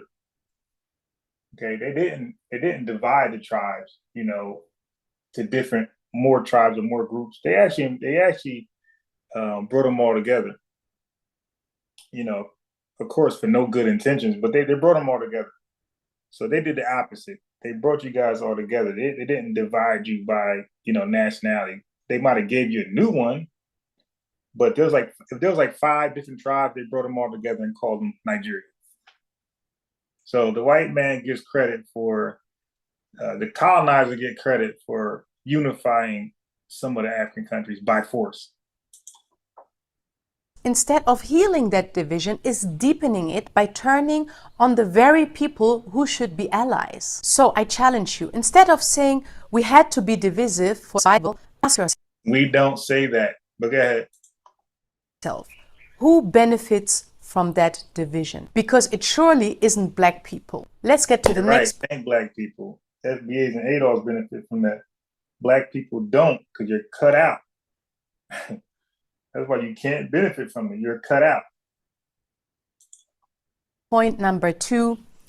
FBAs fought and died so other people of color could come, unite, and help, but they never did. This statement assumes that black immigrants have contributed nothing to the black struggle in America, which is historically false. Caribbean immigrants, for instance, played a very important role in the civil rights movement. Take Kwame Ture, for instance, who is from Trinidad and who has played an important role in the civil rights movement and the global all right. Wait, who else? Pan-African movement. Or Marcus Garvey in the civil rights movement and the global Pan-African. Stop the cat with this guy right here. Stop the cat. Let's go back. In the civil rights movement. Take Kwame Ture, for instance, who is from Trinidad and who has played an important role in the civil rights movement and what the hell was that? What that say? And who has played an important What that says? All African People Revolutionary Party. National Social. What the hell is it? You know what? Yeah, this guy was not on my radar at all. But since y'all keep what I do is I call y'all bluff. Kwame Ture, okay? I'm gonna call y'all bluff now. Because I keep hearing his name over and over, but I never read about this guy when I read about civil rights. His name doesn't pop up, but black Pan-Africans love to bring this guy's name up. All right, so now again, he was not on my radar. I never mentioned this guy's name, but now I'm going to do a quick fact check to see if he's everything what they're saying he was.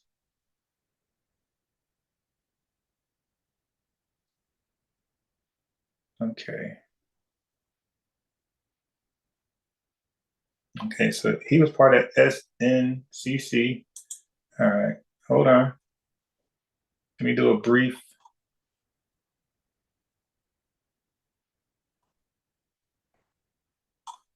So they got him listed as a Pan-Africanist, right? All right. Why not? Let me just share it with you guys.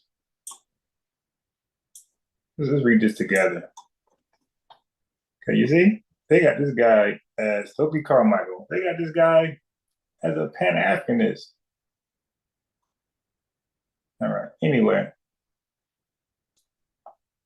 he played a major role in the civil rights movement in the United States. And what major role was this? I want to read the major role in the United States and the global pan. So whatever good he did here, he revoked it by doing this bad move. It's like, bro, you can't. That's like Lord Jamar. Lord Jamar can't do a good deed by representing the origins of hip hop and then get out there and go debate flat earth nonsense. So you kind of like revolt yourself at that point. Then we pulled up some old footage that he always had a problem with ADOS and FBAs. So that's what really just buried him. Born in Trinidad in the Caribbean, he grew up, okay. Activist, blah, blah, blah, blah, blah, blah. Okay, he was a key leader in the development of the Black Power movement. First, while leading the Student Nonviolent Coordinating Committee, SNCC. Then as the honorary Prime Minister of the Black Panther. Oh, come on now. Really? And last, as a leader of all African. Yeah, come on. How successful were these shits? This one. How successful was this? Okay, but more importantly, this one and that one. He was one of the original SNCC Freedom Riders. Oh, he was a Freedom Rider. Yo, do y'all know what Freedom Riders were? All right, yeah, I think that was okay, I'm not the most educated on the Freedom Riders.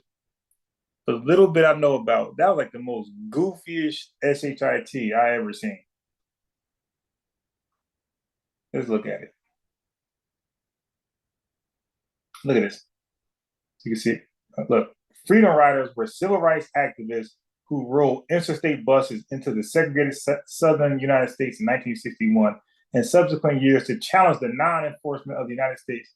Yeah, they used to get bombed They used to ride these buses in these white segregated neighborhoods. They used to cocktail the hell out of these buses, yo. It was like suicide. It was like the most. I do not get how this was successful. Freedom riding. Yo, we're free to ride wherever you want to go. Okay, boom, bus blows up. Yeah, that right there, nah. Carmichael became. Did I miss anything? Okay. Carmichael became one of the most popular and controversial Black leaders of the late 1960s. FBI Director J. Edgar Hoover secretly identified Carmichael as the man most likely to succeed Malcolm X as America's Black Messiah. Okay, now y'all get caught up in that. So this white guy, right? This white guy can say Black Messiah and his words are just gold. Because he said it is true, right? This one white man, he says it is true. Well, J. Edgar Hoover said it. Carmichael was the next Black Messiah. Y'all don't stop that. The FBI targeted him for counterintelligence activity through its COINTEL program, causing Carmichael to move to Africa in 1968. What? Wait. Wait, hold on. Wait a minute. But didn't he just get started in 1961? What the? What? So hold on. How? Wait, what? So this dude worked for 7 years and fled? Look, Carmichael was one of the original SNCC freedom fighters of 1961. J. Edgar Hoover put a little pressure on him and he bounces? He flees the country? Yeah, nah, this can't be your king right here. J. Edgar Hoover put a little heat on him and he's gone. 7 years later, he's out. Right to Africa. Then he goes to Ghana. Then why you can't pick a home, bro? All this freedom fighter, Pan-Africanist crap. Why are you at Ghana, Guinea? There he adopted the name Kwame Ture and began campaigning internationally for revolutionary socialist Pan-Africanism. Ture, come on, stop. Sound crazy. Yeah, I can't. Look, this guy was a freedom rider, yo. This like was one of the most goofiest demonstrations. This is unnecessary. Yo, we can ride where we want to ride. Bus get blown up. Now you walking. Yeah, that right there, nah, I can't give him credit for that. I'm sorry. Nah.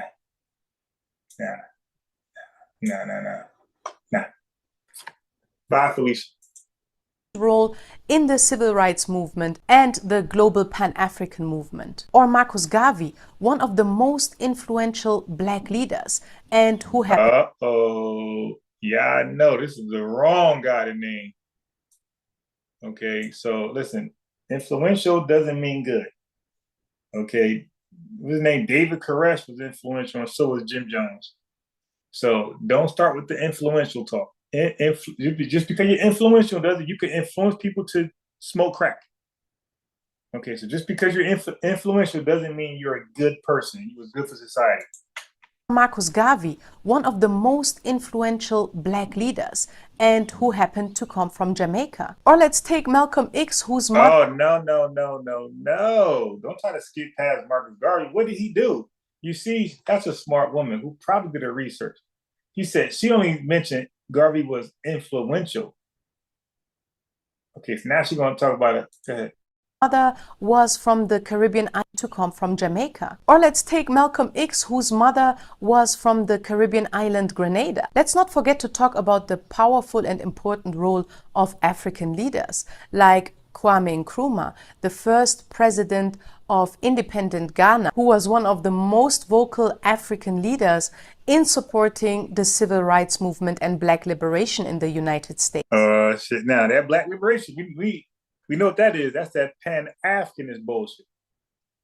Okay. Now, don't make me look up him too. Like, come on, like, don't do that. Kwame Nkrumah personally invited Martin Luther King to Ghana's independence celebrations in 1957. This visit profoundly impacted Martin Luther King, reinforcing his belief that black people worldwide were part of a common struggle for freedom. Malcolm X was also welcomed in Ghana and met with Nkrumah, strengthening his Pan-African vision. Ghana was and continues to be a safe haven for African Americans. W.E.B. Du Bois moved to Ghana and was given Ghanaian citizenship, where he worked on the Encyclopedia Africana until his death in 1963. And then let's not forget to talk about the support by Ethiopian Emperor Haile Selassie I. Oh my God, are you serious? Okay, she's just naming names. Like, she's just naming names that's part of AP, like Associated Press, in Black society. Like yeah, you're really stretching it, like big time. Deeply respected by African American leaders, including Marcus Garvey, Malcolm X, and members of the Nation of Islam. Ethiopia used its position in the United Nations to push against apartheid in South Africa and racial discrimination in the US. He was a key force in the formation of the Organization of African Unity, which worked to connect African struggles with Black liberation struggles worldwide. Yeah, but see, that Black liberation stuff you're talking about, we don't co-sign that. That's that Pan-Africanist stuff.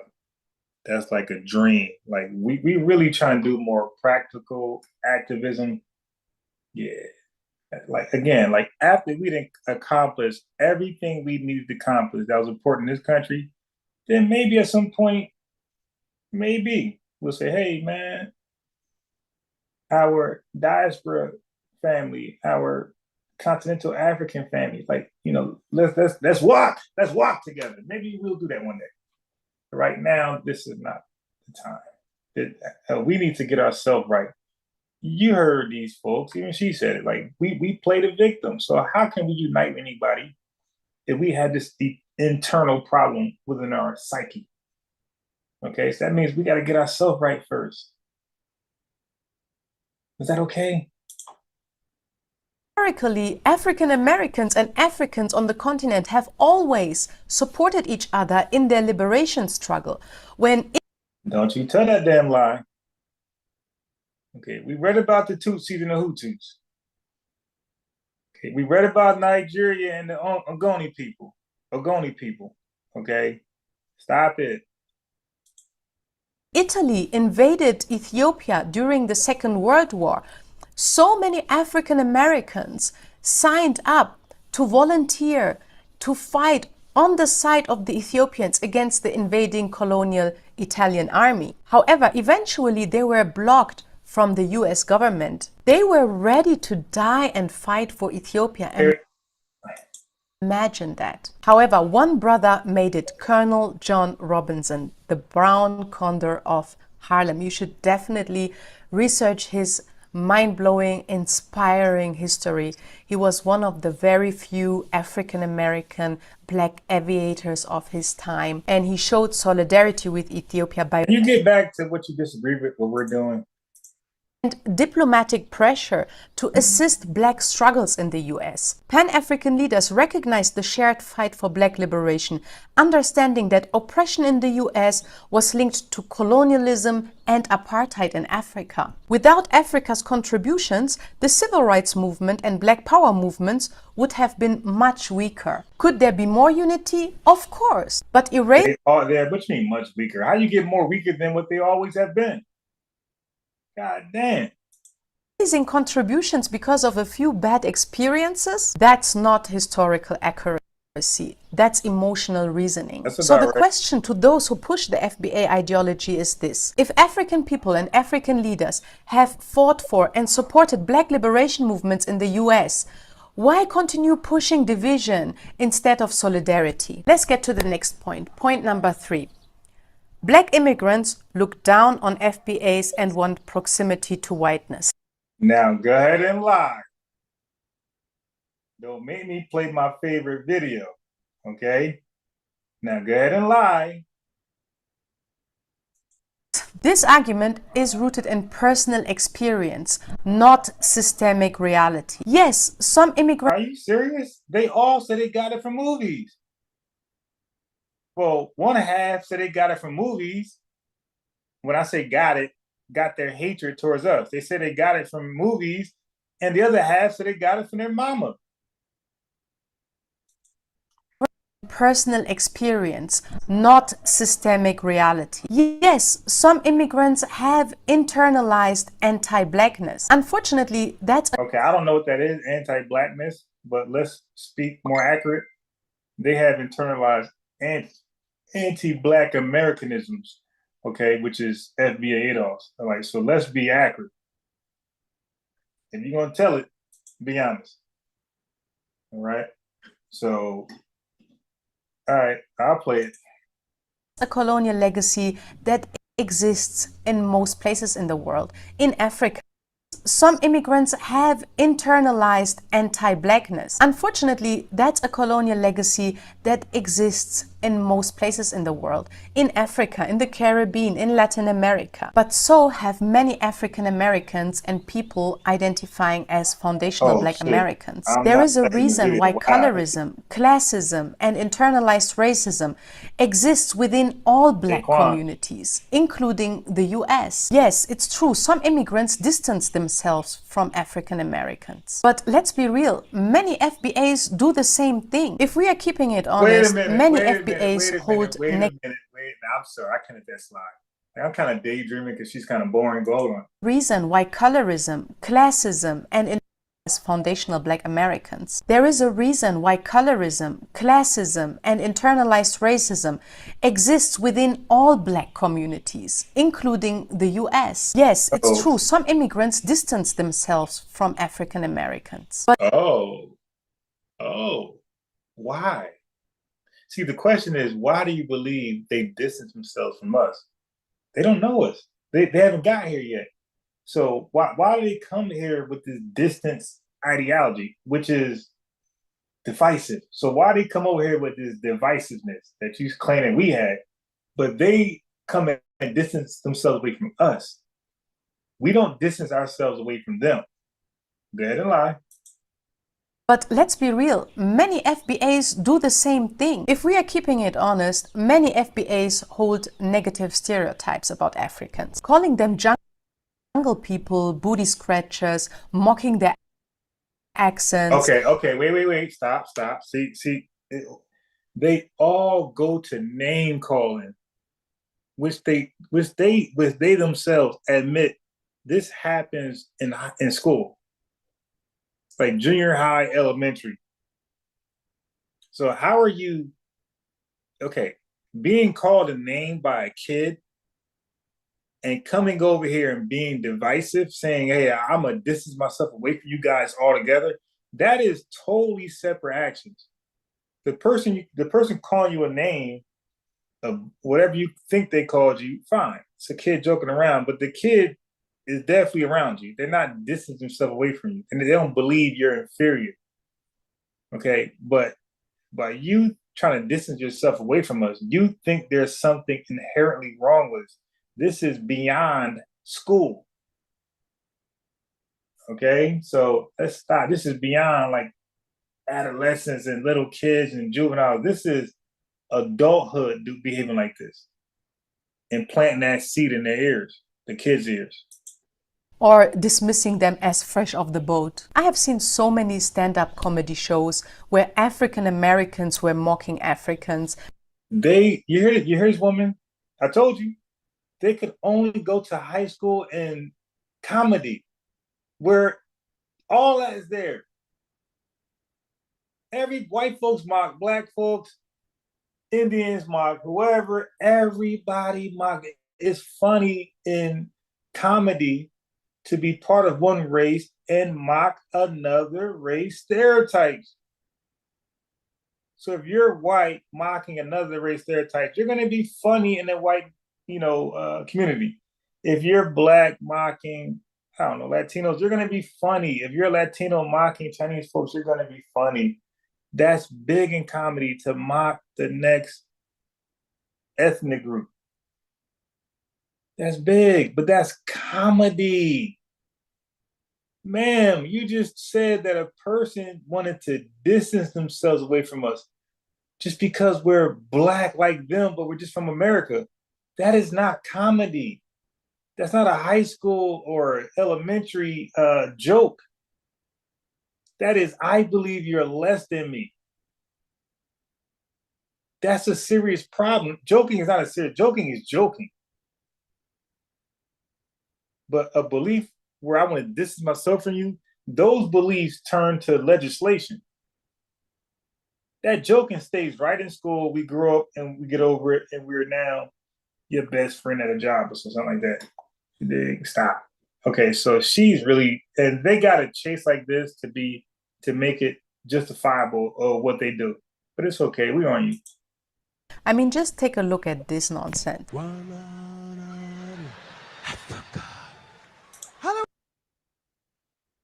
She is showing a comedian who's clearly joking for laughs. This is ridiculous. Like this is the low level they got to stoop to show us how we get on Africans. A damn comedian who's clearly joking. But your example, ma'am, of the African doing that was not a joke at all. It wasn't a comedian. This was a responsible parent programming their kids to stay away from other black people. You claim we all should get along, Rodney King. These black immigrants are coaching young kids, your kids, to stay away from black Americans, as though like we're just contagious. That's a big difference. A comedian. Look at my point. Here's a prime example of a black comedian. Like, who isn't up for, grabs on comedy stage? They even get on each other. Yeah, so she's chasing to make her point. Fan. It's confronting anti-blackness wherever it exists, whether in the Caribbean, in Africa, or among African Americans. Let's get to the next point. Point number 4. Black immigrants just want to make money and don't care about the fight. This argument is... Now, I don't hear that one because there's no fight. Immigrants come to the U.S. to work hard and build wealth. Wait, hold on. So when African immigrants' policies designed to keep them dependent by IMF and overthrow Ghana's Kwame Nkrumah. Okay, African here's this conspiracy theory with the IMF. Look. Economies were crippled by IMF and World Bank. They always got this conspiracy with the IMF. It's always blame IMF. It's always blame somebody. And she won't tell, and she called us the victims, right? So this is interesting. She called us the victims, but almost all of the Africans, they blame IMF for their failures. Okay, but she calls us the victim why they behave like that. Okay, there's a song for her type of victimhood, because right now she's playing the victimhood role. And there's a nice song out there for people who play it, for folks, non-FBA, non-ADOS, who plays the victim and blame IMF or some body of government. There's a nice song out there that kind of hits. And I think of that when I hear her playing this victimhood. Okay? So the song kind of go like this. Government, the government, it's the government, it's the government, the government, the government, it's the government, it's the government, it's the government, the government, government, the government, it's the government, it's the government, the government, the government, it's the government, it's the government, it's the government, the government, government, the government. All right, so she can get away with blaming IMF, but according to her logic and standard, she's not playing victim. She's not going into victimhood. Okay, but we are. Only FBAs can go into victimhood. That song right there. You dig? Now here we go. I blame IMF. Now look at the excuses. Bank policies designed to keep them dependent. So when African immigrants come to the US to work hard and build wealth, don't play that song, nigga. It's often because African immigrants come to the US designed to keep them dependent. So when African immigrants come to the US to work hard and build wealth, it's often because their home countries were robbed by the same American system that oppresses Africa. Okay, now this lie right there, where Black immigrants come over here and work hard. So I already explained this a few times, I'll do it again. This lie, where Black immigrants come over to work hard, that's a lie, and I call it out. Ma'am, when you say Black immigrants, so this is what I would ask, ma'am, you say Black immigrants, you mean illegal ones or legal ones? Okay, that work hard. So when you say Black immigrants come to this country and work hard, ma'am, is it the legal ones or the illegal ones? Ma'am, the legal ones don't come over to work hard, okay? The illegal ones, they work hard, but it's not voluntarily. It's not that that's what they do. Because they're illegal, no paperwork, companies work them hard. They don't work hard. They don't have a choice. They get worked hard. They don't work hard. They get worked hard. Illegal immigrants get worked hard. They don't work hard. They have no choice. They get worked hard. So we got to make that clear. Now, legal Black immigrants do not work hard because most of them got tertiary educations where they come over here and they're like more educated than the average American citizen, Black or white. So they're not working hard with that skill set. They're going to be placed somewhere where they're going to be doing, work comparative to their education level. So yeah, stop. They're not working hard voluntarily, and they're not working hard in general. So that lie would be killing me, how hard they work. I mean, come on, man. Like us who live in New Jersey, Florida, New York, places where they're at, they're normal. They got good hard workers, and they got medium people where work pretty good, and they got lazy people too. This idea that Caribbean people just work hard, Africans just work hard, stop. They got people who work hard. They got people who are lazy. They got middle workers, medium workers that just do working. They don't work hard. They don't work soft. They just do the work and they clock out. African Americans. I mean, let's be real. Why should African immigrants feel guilty for simply wanting a better life when the US played a key role in keeping Africa underdeveloped? Nobody is saying that, ma'am. We have a problem with illegal immigration. First off, we got a problem with all immigration to a certain point, but we definitely got a problem with illegal immigration. Okay, make no mistake about that. Some FBAs call African immigrants cowards for fleeing their country. But let's be real for a second. If you lived in a war-torn country or a collapsed economy, wouldn't you leave for a better future? No, I will. Okay, maybe, but I'm coming back. So if I felt like by leaving, I can access education and tools to help me rebuild my country, maybe I will leave for those purposes, to get the better education and the better skills, to come back and rebuild my country because I see FBAs and ADOS, we don't have that I mentality. It's all about me surviving and the rest of them just can fall by the wayside. We pretty much like to save everybody. That's FBA ADOS. So no, like we're not going to flee and just say, I made it. Whoa, that was close. That's not how we do, man. We have a history of if I flee, I make it, but my people stay and they just don't make it.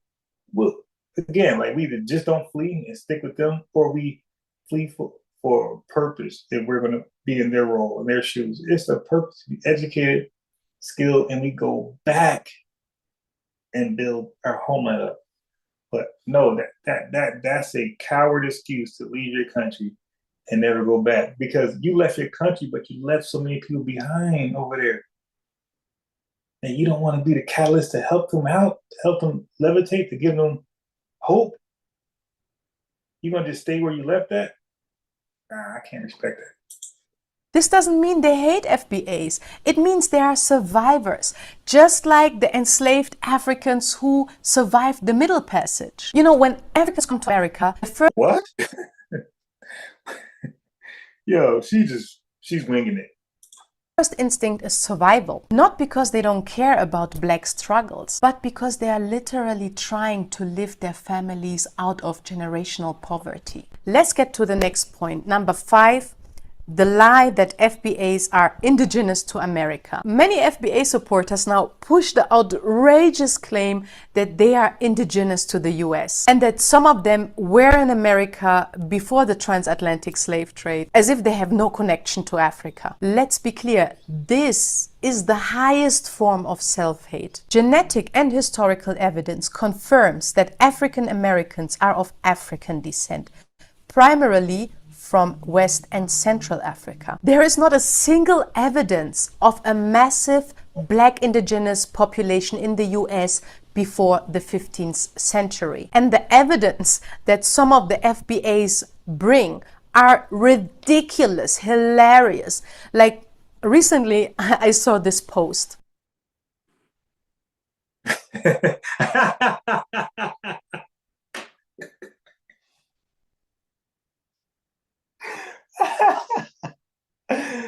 Oh my God, yo. Yo, ain't nobody put that in there, yo. Yo, stop. She's trying to make it look bad now. Yeah, she's jonesing. Look at this. Yo. I just shake my head. Yo, she's jonesing, bro. Like, come on. Again, like, here to go, this monolith thing. Because a few people say something, all of us do it. But okay, so let's go with the few of you guys that do something. Do all of you do it? Like, stop. And you don't know if that person was even trolling. You don't know the nature of their humor. Like, we're humorous people, man. We're the most humorous people. You dig? So you don't know what they were doing. They could have been trolling, jonesing, or shit. They could have been serious. The fact is, you don't know what they're doing. But that post was funny as hell. How can cornrows be? But they say indigenous to Africa when corn doesn't grow in Africa. That was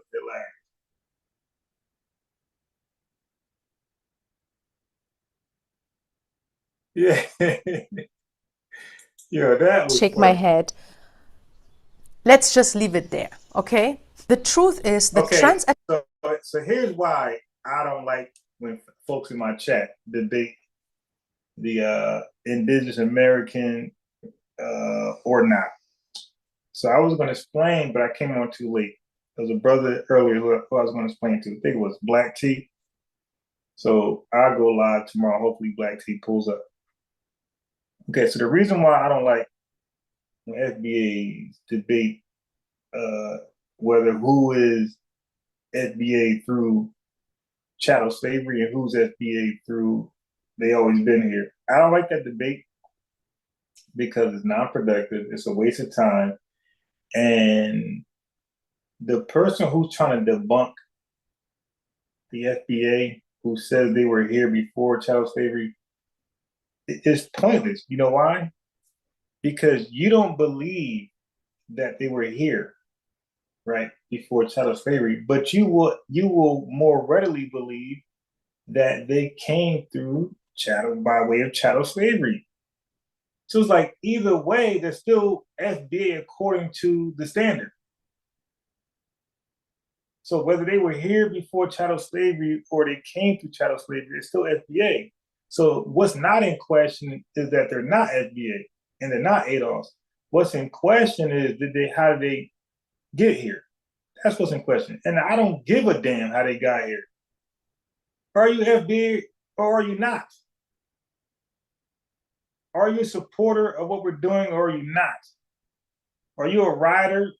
You know, like Tiger, you dig? Are you a rider and you're proud to be where you from and you dig and you is part of the solution where you from? That's all that matters, man.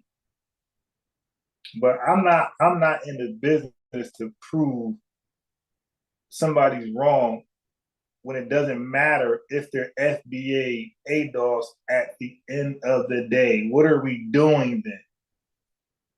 And that's why I say it's time wasting, because if they're ADOS or if they're ADOS and FBA, what are you actually proving? Nothing. They're still, at the end of the day, they're still ADOS, FBA, one way or another. So I'm good. That's why I don't waste time debating, telling somebody what they're not, when we will pretty much concede that they're FBA, ADOS, one way or another. So I'm good. So what's the point then? The point is they're still FBA, they're still ADOS, whether they're right or whether they are actually right or actually wrong. They're still FBA, ADOS. So it's just a time wasting debate for me. Okay, so that's why I don't allow that bickering in my chat, because it's like, dude, you're arguing against, your person from your own lineage. You're just mad on how they're saying they're part of the lineage, but nevertheless, it's still part of the lineage. Either your way or their way. So that's the thing. Either your way or their way, they're still part of the lineage. That's why I don't allow that bickering. It's a waste of time. Okay, read some chats here. Let's read some chats. Check on fast. And what's it say? Sanctuaries, they deploy specialized teams, axiom decoders. I'm trying to follow you guys.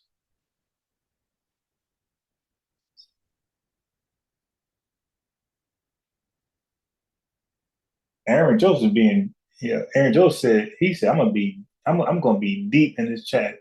2:20 a.m. He said, I'm gonna come with some deep stuff. Yeah, Aaron Joseph, you too deep for us, bro. It's too, well, you might be in Cali. It's like 8 p.m. in Cali, bro.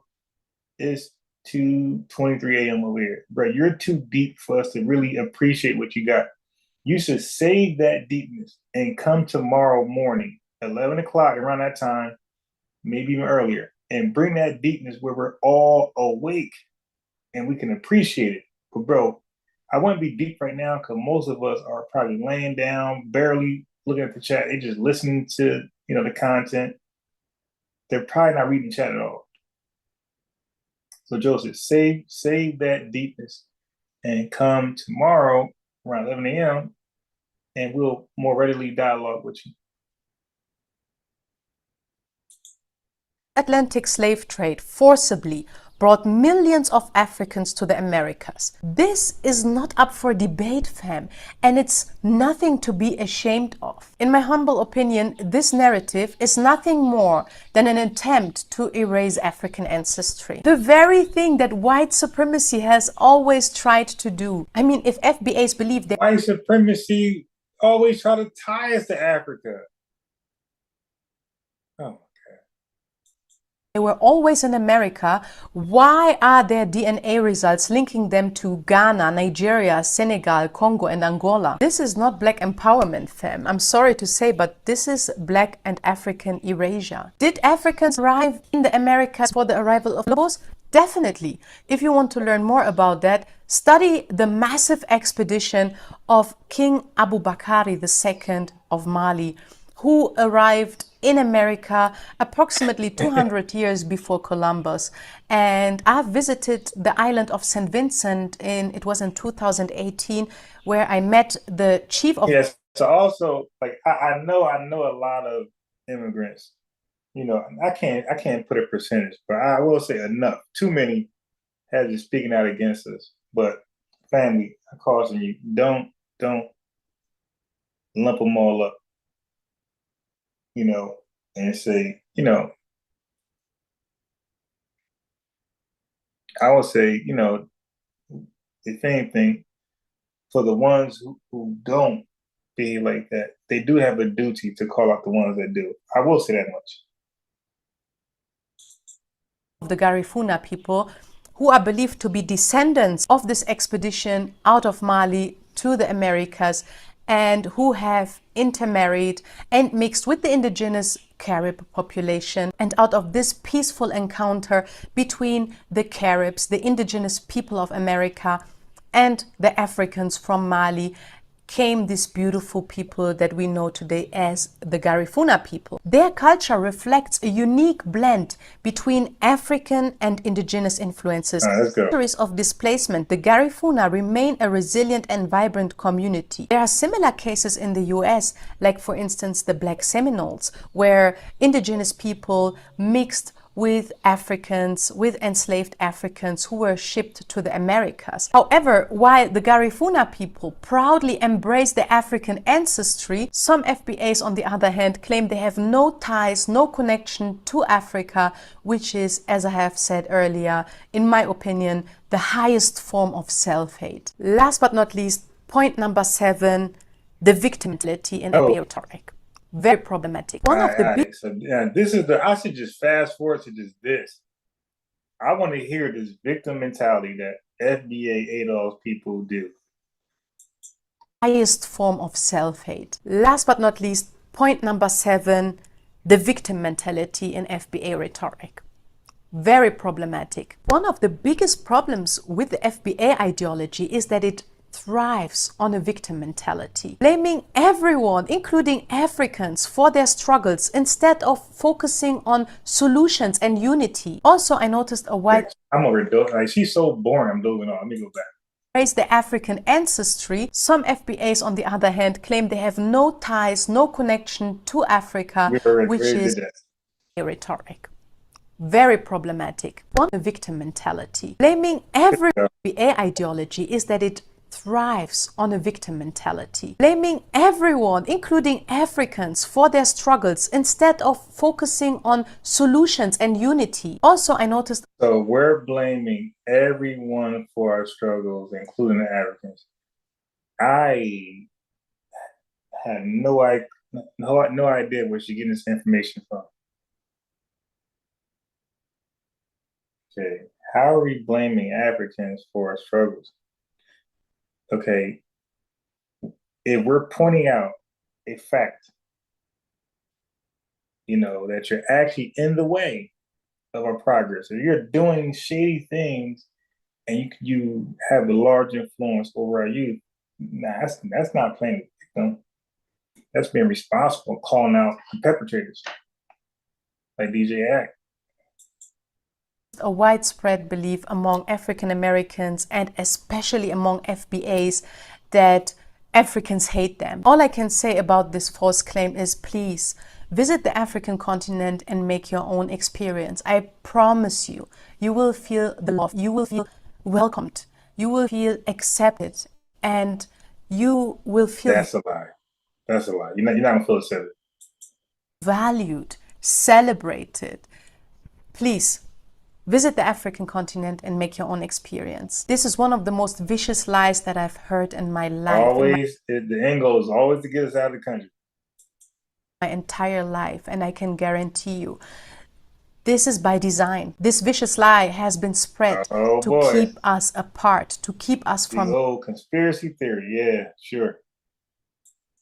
Uniting and from building together. You need to stop this constant talk about how much we gave and how little we received in return from African immigrants and Caribbean people, because it ignores the fact that the Black struggle is global, fam. It's global. African Americans, oh my God, have suffered. Yes, nobody is denying that. But they have also benefited from African labor, African resources, and African political support. Plus, how the hell we do that?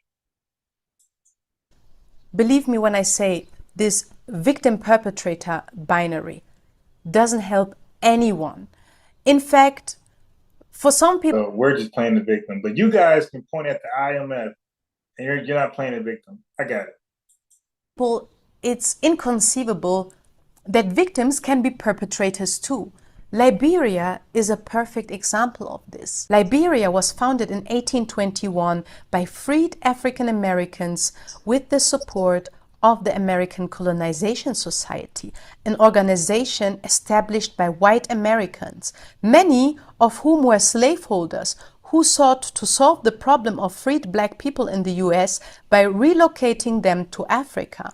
The American Colonization Society promoted colonization as a way to rid the US of free black populations, whom they viewed as a threat to the institution of slavery in the US. Many African Americans supported colonization as a chance to escape systemic racism in the US and built a supported colonialism. She's making shit up. Society where they could be free from white oppression. However, their settlement brought them into conflict with the indigenous African population who had already lived there. When African Americans, known as Americo-Liberians, settled in Liberia, they established a society that mirrored the racial and class hierarchies they had experienced in the United States, effectively dominating and exploiting the indigenous African population. Some Americo-Liberians established agricultural plantations. I mean, I think I'm gonna end this because she just, like, I'm not learning anymore. She's just ranting and just talking and just, she got me talking like that. She sound like she needs where they used the forced labor of indigenous Africans, essentially replicating the plantation system that African Americans had escaped in the US. So what is the solution? Surely it's Pan-Africanism and unity and not more. But we have no examples of that being a solution. More division. How can we overcome the division? By stop blaming each other, by stop pointing fingers at each other and understanding how our histories, slavery, the transatlantic slavery on the one side and colonialism on the other, are deeply entangled with each other. I want to give you an example how. Imagine the same ships by the British Navy that patrolled the West African coast allegedly to suppress the transatlantic slave trade, were the same ships, the same British Navy ships that the British Empire used to conquer and to overthrow African kings and African empires with the goal. Amount of kings and queens. Oh boy. All right. Yeah, man. If y'all want to keep playing her, I'll do it, but she seems very, very boring.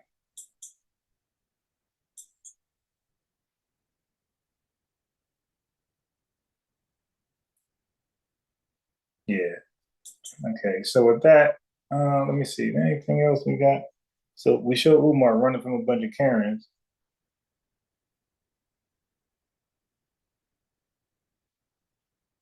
Yeah. Oh yeah. So listen. So everybody that pulled up late, that's why I feel like. So let me do a late live because y'all showed out. Listen, y'all might want to get some sleep and pull up to 11 a.m. live. So I'm going to do a deeper analysis on chaotic truth, but that's going to be quick. That's not going to be long at all. Maybe 30 minutes the most, if that. But what I'm going to drop next is something I've never seen before. Somebody's, my family, my supporters, they be sending me links. They sent the link. And man, there's some deep stuff. And this type of rhetoric right here, you'll see that this is more dangerous than what we look. We see it as entertainment and we laugh, but it's a little more dangerous than we think it is. But let me play the brother video. So he got a 4-minute video. It's on his channel. I don't know what it is, but let's see together.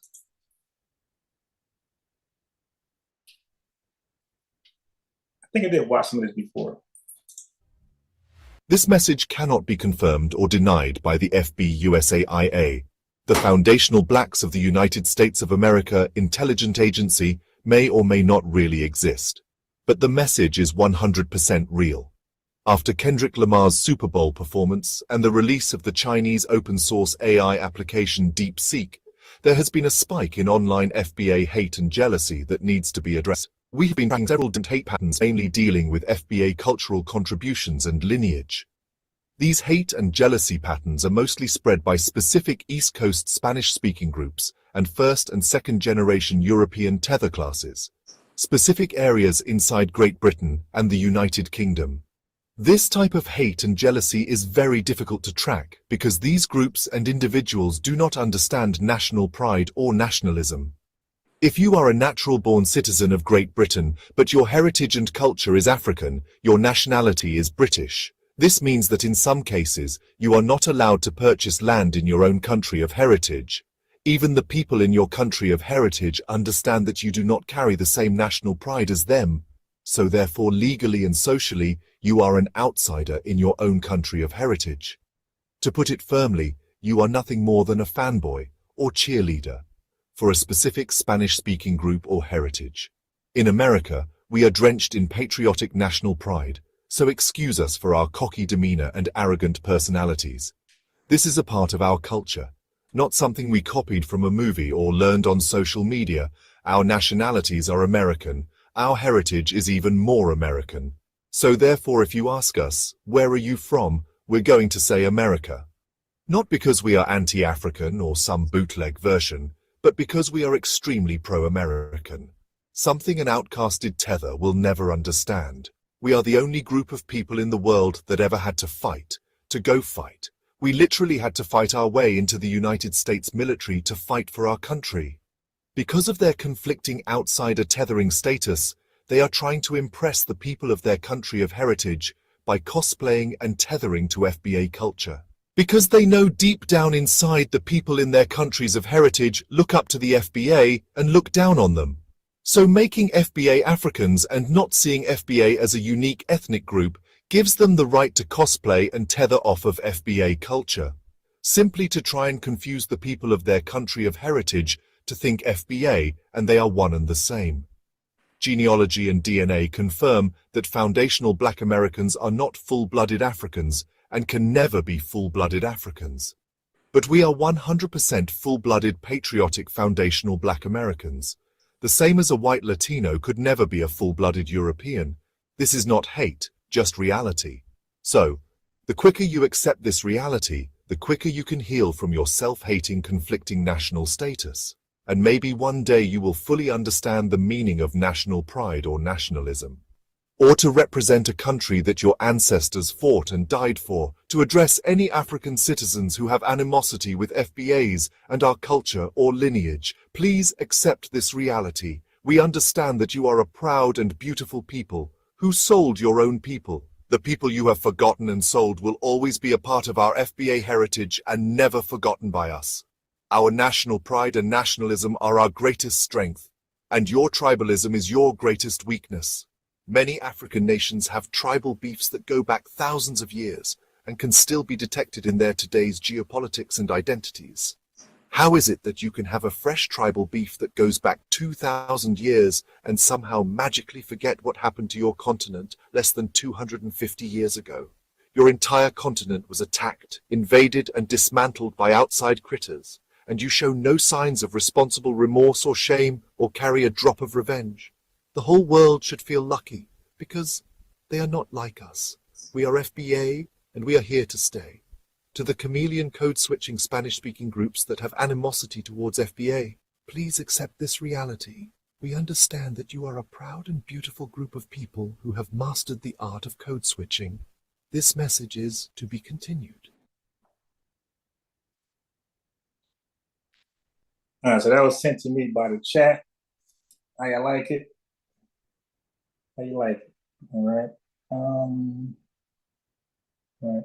So I guess let me finish on the woman. I guess some of y'all want to see this.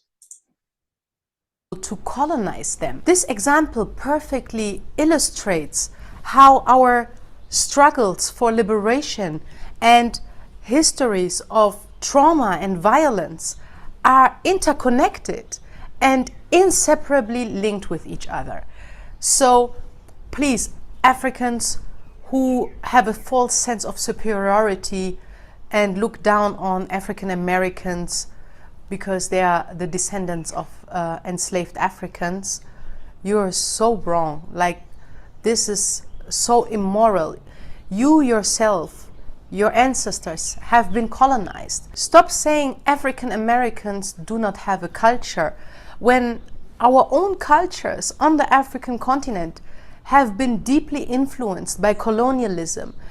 We speak French at schools and universities, or English. I mean, Ethiopia is an exception here. However, we also experienced imperialism in Ethiopia, even though the imperialists had the same skin color like us. And we have also experienced occupation. Some call it colonization. So to believe that African Americans have no culture and that Africans still preserve a pure form of their culture is wrong. It's not true. The colonization of the African countries has influenced us in very negative ways, and it's important that we also acknowledge that. And the same applies to African Americans or foundational Black Americans, however you identify yourself. This false sense of superiority that some of y'all show towards the African brothers and sisters shows that you also have been deeply brainwashed.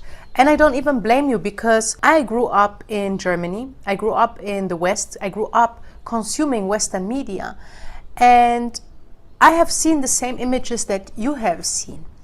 That Africa is always portrayed as the continent that suffers, that is in constant civil war and conflict and experiences a never-ending cycle of violence, hunger, starvation, you name it. I'm not denying that these things are happening. They are happening. However, this is just one side of the story. So come to the African continent and see the other side. And most importantly, stop playing the victim. At the end of the day, this FBA ideology... Damn, we are the victim. We play the victim. I would love to talk to her or somebody who thinks like her. You don't gotta be her. If you think like her. And I want to talk about who actually plays the victim. Is it us, or is it the person who's making that claim in their lineage, in their country? I would love to talk to somebody that believes that we play the victim. It can even be a white supremacist. I would love to have that conversation with them. Damn, she said stop playing the victim. Damn. Playing the victim. At the end of the... Did she even define what we're playing the victim to? Or she just keeps saying it over and over and over? Like, what are we playing the victim to? Like, did she ever, somebody in the chat, I might have missed it, dozing off on her. Did she ever define what are we playing the victim towards? What reality, what actuality that we just don't want to accept, and we're just playing the victim? That means we're not really victimized, we're acting like we are because we don't want to overcome it, whatever it is. Does anybody know what that is?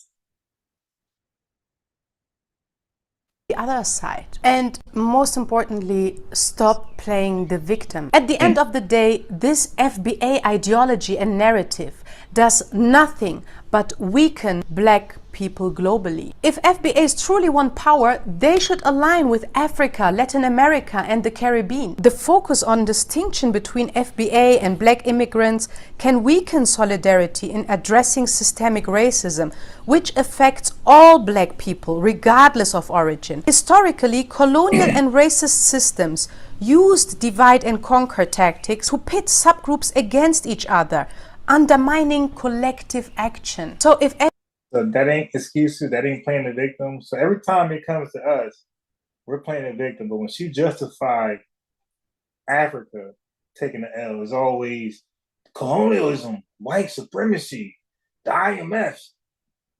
Man, you're playing the victim for your countries in Africa. Stop it.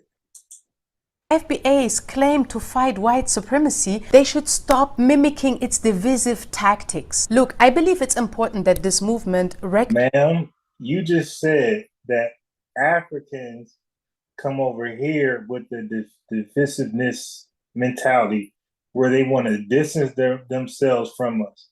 You just said that. but you keep saying that we're doing it. We don't even use that word. Recognizes the unique experiences of African Americans, and Africans should do this too. They should appreciate the struggle and what African Americans have built and the sacrifices. Now, notice that she gets like 80,000 views and 300,000 views in certain videos. This is 4 days old. Only 11,000 views.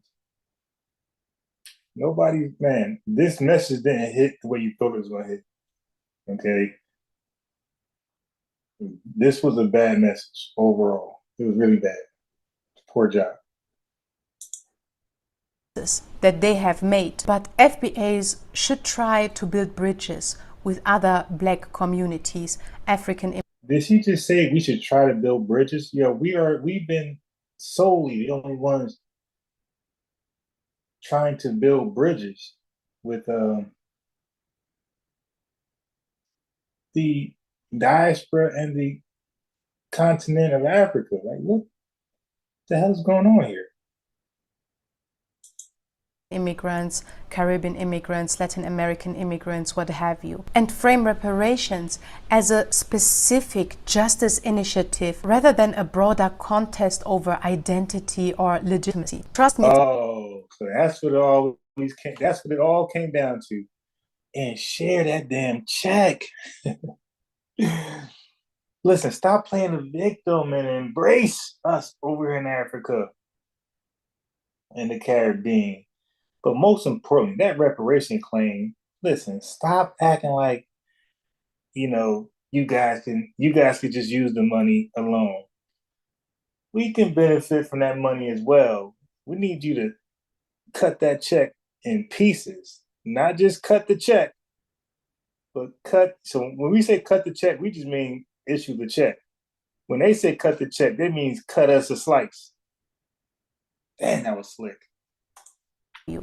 But FBAs should try to build bridges with other Black communities, African immigrants, Caribbean immigrants, Latin American immigrants, what have you, and frame reparations as a specific justice initiative rather than a broader contest over identity or legitimacy. Trust me, it's possible and it's necessary to embrace solidarity in fighting structural racism while maintaining focus on the uniqueness of the FBA experience. This balance ensures the movement uplifts FBA descendants without reinforcing the divisions imposed by colonialist and white supremacist systems. That's it. These are my thoughts. Let me know what you think in the comments. Okay. All right. Well, I might have made a comment, to invite her on, but I didn't comment on her content. But let's read some of the comments. Since she invited us to read the comments, let's do that. Make it bigger. Okay, that should be big enough.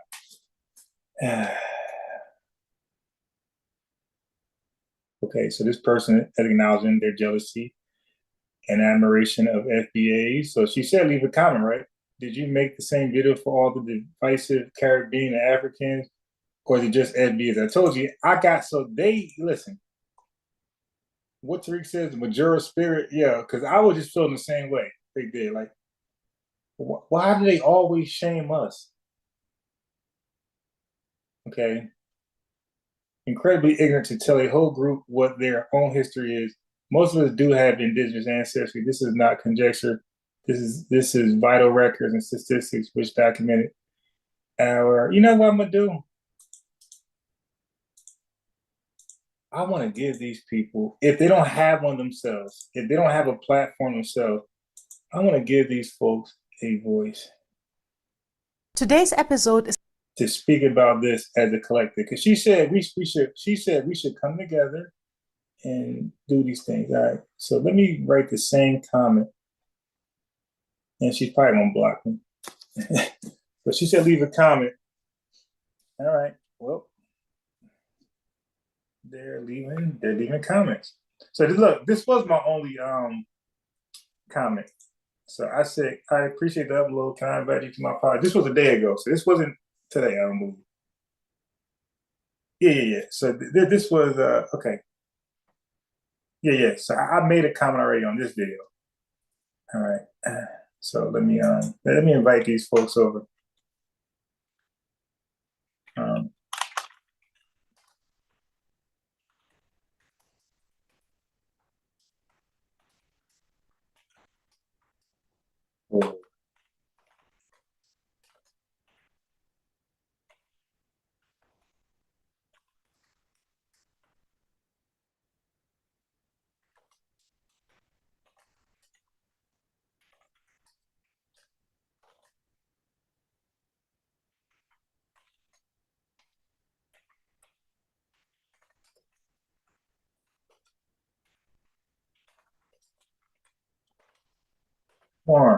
Oh my God.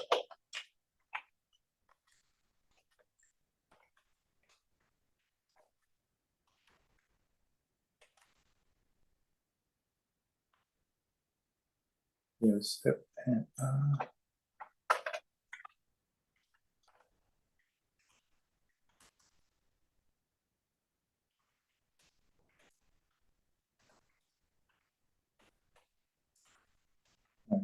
There you go. Okay,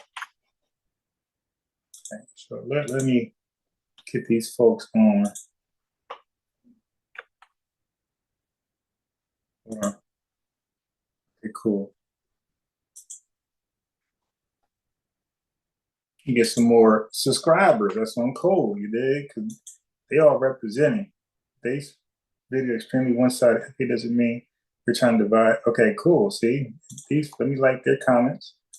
Let me give them their credit for speaking out, being boisterous. Okay, so let me again invite these folks over.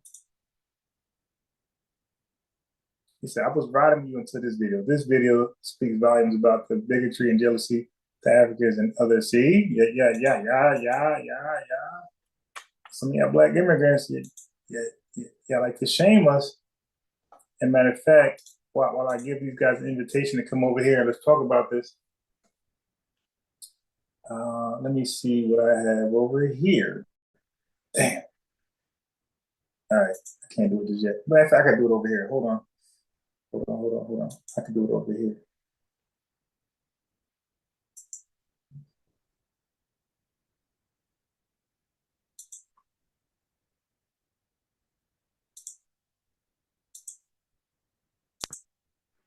Yeah. All right, give me a second. Come on. Yeah, this is it. All right, hold on. Give me a second. Damn, what did I do with it? So maybe it is over here.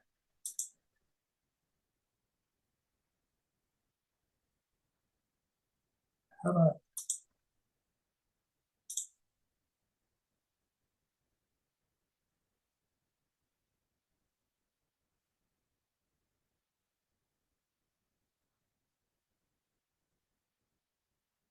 So it's not, is it this channel? What channel did I watch it from?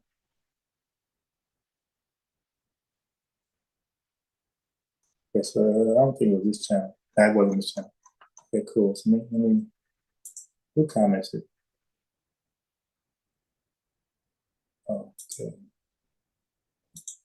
They got Jones. All right. So let me get back to these folks. This is how I reach out to my family. I find all y'all on comments. Sometimes I'm in your live feed and sometimes I just reach out to you. I hear positive comments from you and I do what I'm doing right now. See, they took my approach, FBA or ADOS. I'll make it generic.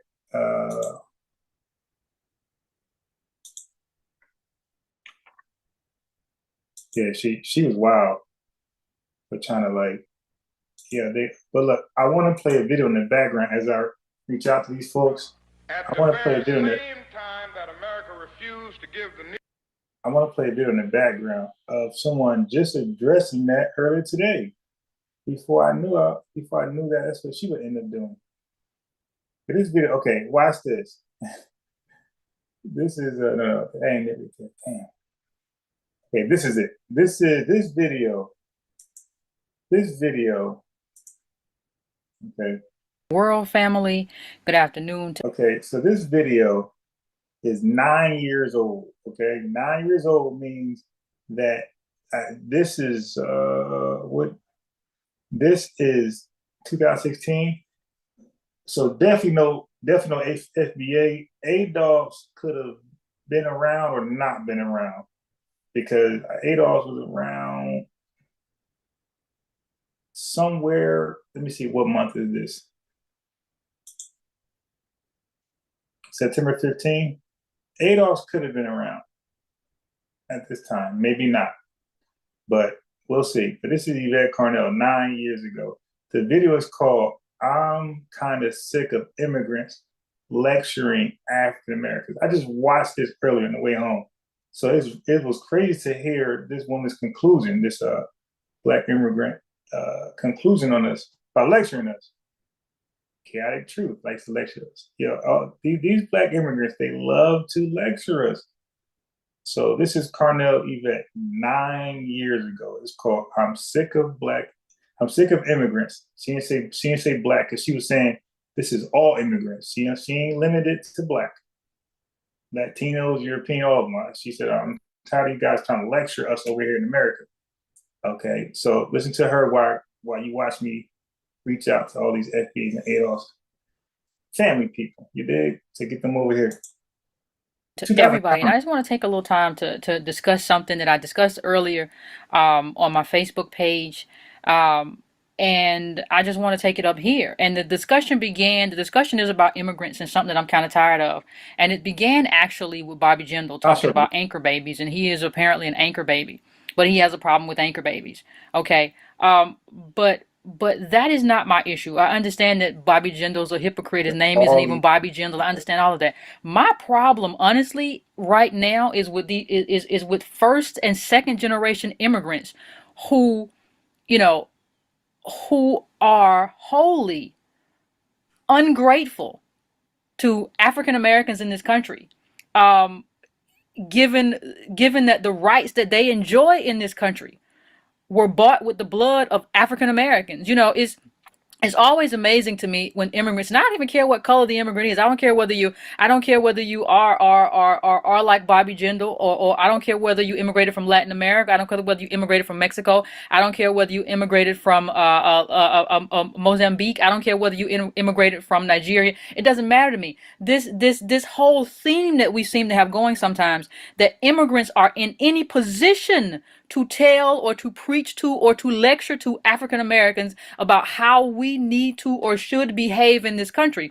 The first thing that you need to say to African Americans when you reach this country for the first time, honestly, if I'm being honest, the first thing you should say to African Americans is thank you for what your ancestors have done to win me the rights to actually be here, to work here, to earn money in this country. The fact that you aren't being ran off a farm because white racists don't want you there, that's because of African Americans. The fact that you are viewed, at least in terms of what you can do in a courtroom, at least legally, you are viewed as a whole human being. That's because of African Americans. The fact that you aren't working on a farm, you aren't sharecropping, though you aren't limited to those choices of being a sharecropper or as being a maid. That was integration. That was a freedom struggle of who? African Americans.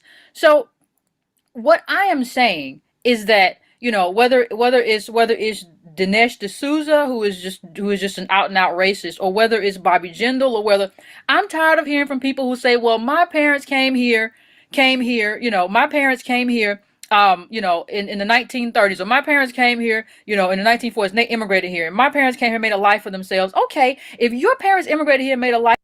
Now look, she finally commented to one person who agreed with her out of like 50 comments I just read. Wow, the delusion is wild. So she ignored all those comments, and this one person who agrees with her, that's enough for her to like it. That's wild.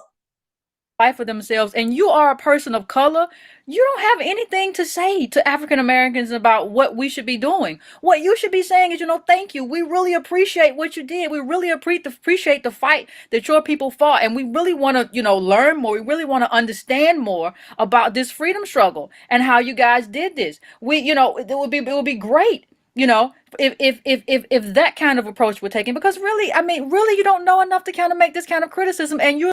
Exactly. You don't know enough, and she definitely didn't know enough. But this is the same day, because he said, play more Yvette. I'm playing Yvette, and you're asleep. Okay? All right. If that kind of approach were taken, because really, really, you don't know enough to kind of make this kind of criticism, and you're living from rights fought, because black people in this country, African Americans, lost their lives fighting for. Who are you to tell us? Like, we should be teaching you. Who are you to tell us what to do and how to be? Now, I'm not saying that I'm anti-immigrant. I love my immigrant brothers and sisters. But there has to be some gratitude here. If you grew up in and even if you grew up in Ghana or Nigeria, you didn't grow up. You had a very different situation than us. You didn't even grow up, for the most part, around. You didn't grow up in a majority white culture. You don't know what that's like until you get here. So for you to arrive here and think that you have some sort of aptitude all over a sudden to criticize or to judge African Americans is just very unfair. It's just extremely unfair. And it's always African Americans who everybody thinks they know how to be better African Americans. Everybody's like, well, if the black people just do this, if black people just do more of this. How do you know? Point to me 10 books that you've read from African American scholars about what it means to be black, about the freedom struggle in this country, what black people have done in this country, what we've contributed in this country, and then come to me, as opposed to basing your ideals on what you think based on whatever stereotypes you have, But so what I am saying is that there needs to be an appreciation for what black people have contributed historically and what black people have won in terms of rights in this country. That has to be part of this discussion. And you don't have a right to come and tell me or to tell any other African American what we should be doing or how we should be behaving. You just got here. I don't care even if your parents were you don't have that. You don't have that lineage. You don't have that. Your framework is different. Your framework is very different. I am not, now would I ever go anywhere. I would not go to Kenya. I would not go to India, and I'm not going to go there and tell you how to be a better Kenyan. I'm not going to go there and tell you, well, you should just be doing this. I don't know. That's not the struggle of my people. That's not the struggle of African Americans. That's the struggle of black people. There is a global struggle that we should all be a part of. There's a global struggle that we should all be allies in and we should all be friends in. But save me the judgment. Save me the judgment, especially if you haven't won the freedoms that we've won here. Some of you overthrew colonialism, but the white people are the majority in this culture. We have wonderful white people who went out and voted for Barack Obama and want things to be different, and we have a lot of racists who run Fox News and all these other things. These are things that we deal with every day. These are things that black people know very well. We know how racism works in America. You maybe not. It depends on how long you've been here, but it depends on the history that you have here. So I think my problem is sort of these first, second generation immigrants, who want to preach to black people who've been here. There are a whole lot of black people in this country who can trace our lineage all the way back to slavery. If you can't do that, then how are you judging me and telling me how to be a better American? So I just want us to try at this point to be better allies. And better allies means appreciating the African American experience first before you say anything. Being thankful for the African American struggle in this country first before you say anything. That's what I want. And that's just something that I had to get off my chest today. So thank you, Breaking Brown family. I'm sure we'll discuss, and you all enjoy your day. Yeah, I ain't done cooking on these comments. I ain't really cooking. I'm just extending. But I did have some clips that I ain't played that I forgot about. Let's see. No, I'll wait for this tomorrow. No. Okay, well, I could do this for you, though.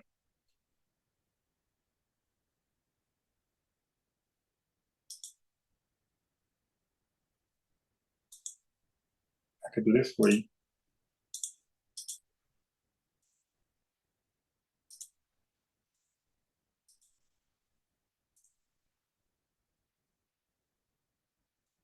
Definitely do this. Shit. Dr. Umar he's right. America promised African nations, what was it, 55 billion or something?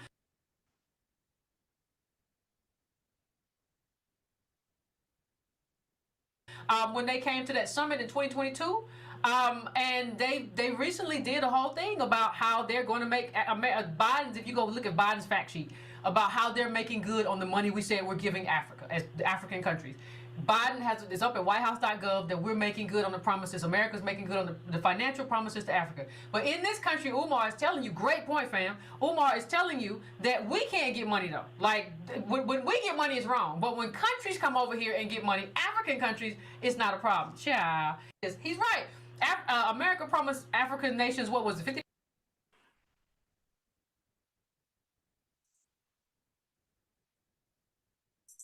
Black Americans. Marcus Garvey. He came up off foundational Black Americans. He was actually unsuccessful in Jamaica and the Caribbean. He failed multiple times. He came over here. We elevated Marcus Garvey. Marcus Garvey. He came up off foundational Black Americans. He was actually unsuccessful in Jamaica and the Caribbean. He failed multiple times. He came over here. We elevated Marcus Garvey. Marcus Garvey. He came up off foundational Black Americans. He was actually unsuccessful in Jamaica and the Caribbean. He failed multiple times. He came over here. We elevated Marcus Garvey. Marcus Garvey. He came up off foundational Black Americans. He was actually unsuccessful.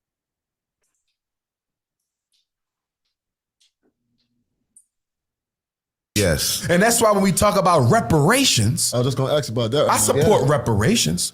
But what I don't support is Black people sitting around waiting for the government to write you a check while you continue to spend $2 billion on Air Jordans a year, $4 billion on liquor a year, $1 billion on McDonald's a year, $800 million on chicken, turkey, beef, and pork, $10 million on grits. The grits. So with that type of money, why we don't have a Black Wall Street nowhere in Black America? Right now. 50 million Africans, 50 states. 50 million Africans, 50 states. Nowhere in this country can you go, and I've been just about everywhere, where we own the bank, the school, the hospital, the supermarket. Supermarket to feed the people, bank to invest in the people, school to teach the people, and supermarket to feed the people. Yeah, but you got the school though, doctor, right?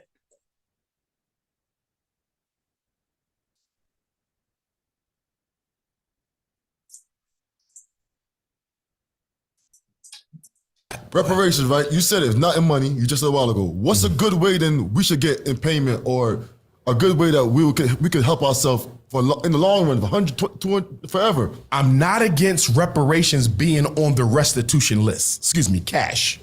If you want cash on the restitution list, put it on there. Don't make it the priority.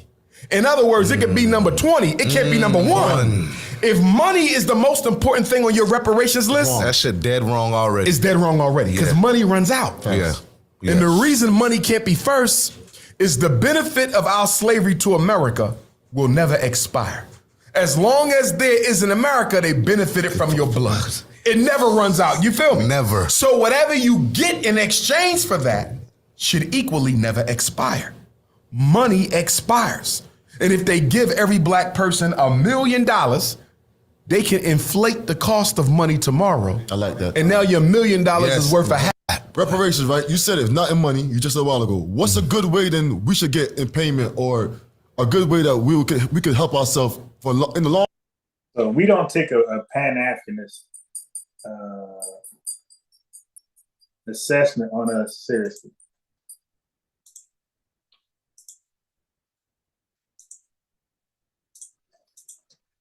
The white man, the government, is glad that black people are so thirsty for dollars. Oh, they love this shit. They love this. Now, the guy who says Cash App is down, PayPal is down, Cash App me. The guy who asks for donations every chance he goes live. Want to talk about folks thirsty for money. This guy, these guys are crazy. Yep. The white man, the government, is glad that black people are so thirsty for dollars. They love this shit. They love this ninja shit. They love it. Because they said, look at these thirsty niggas. They just want to buy some sneakers and some Gucci and some Louis. They're not thinking. Because guess what? Here's the question. If I give every black person in Miami $1 million, does that stop police brutality in Miami? No, that shit probably gonna go up. Does that stop miseducation in Miami? No. Does that stop gentrification in Miami? No. No. Nothing stops. Now you might say, wait a minute, if I got $1 million, why doesn't that stop gentrification? I got $1 million. What's the cost of a nice house in Miami? I bet you it's more than $1 million. Damn right. So you're trusting. You see what I'm saying? So you're telling me 243 years of unpaid labor, the worst dehumanizing. Hopefully these invitations would amount to something tomorrow. We have more folks in the chat, you dig, and more people calling in. The phone number will be presented tomorrow. Again, I got some deep stuff. There's going to be some heartfelt stuff. This is information that predicted this over 20 years ago. When I say this, I'm talking about our talking points, our concerns about some black immigrants, not all, but some black immigrants trying to replace us. Like this was a concern. Again, not with Tariq, Dr. Claude, and these folks. These were people who they can't scapegoat because they were so-called professionals, experts in their field. They didn't joke. They didn't call people tethers. They didn't have a sense of humor like Tariq. They didn't have the charisma as Tariq or the eloquence of Professor Truth. These guys were just regular politicians and whoever else out there with the same talking points 20-something years ago. Okay, but the video is I'm telling you, it's deep. It's gonna give you guys the chills, I guarantee you. I'm gonna play it about 11 a.m. around here sometime. 11, 12. You guys want to be present for this. So I'm trying to invite these guys so they can experience it. It's going to be a dope live. I haven't even watched all the video. I stopped 15 minutes in. I'm like, whoa, this is too deep. Let me start watching it. Because I love live reactions. I love watching stuff for the first time when I'm live. So a lot of videos I play, if they're like whole videos an hour, like that sister who was just talking trash about us. I never watched that video entirely. I watched the first 3 minutes. And so, okay, I like where it's going. I'm going to save it for live. Campaign in the history of man. The worst forced transmigration of a people ever in recorded history. Yep. The white man, the government, is glad that black people are so thirsty for dollars. They love this shit. They love this ninja shit. They love it. Because they said, look at these thirsty niggas. They just want to buy. This dude is wild. The point is, we have to look at what? Structural transformation. How do we change the structure of the economy? How do we change the structure of policing? How do we change the structure of educating? How do we change the structure of the society? Because if all they do is inject money, no problem has been solved. I'll give you an equivalent. Look at all the hundreds of millions of dollars they put in fair housing. Look at all the hundreds of millions of dollars they put in poverty. Look at all the hundreds of millions of dollars they put in police reform. Look at all the money they've already put on problem. Has any one of those problems been addressed yet? See? So the point is, we have to look at what? Yeah, Umar, we never know your point, my boy. Let me see what else I got. What else I got? Before I close out. What else I got? So this is where I clipped the Lord Jamar stuff. You know what? Let me go here. And then I'm gonna go back. Okay.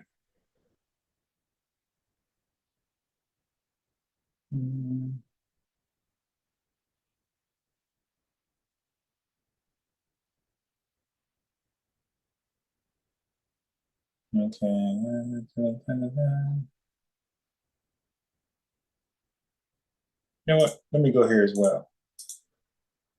These some good clips. While I continue to invite my family onto the podcast to join us. You dig?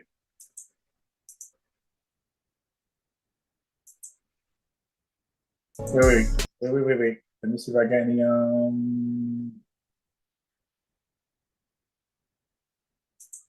let me see where everybody at right now.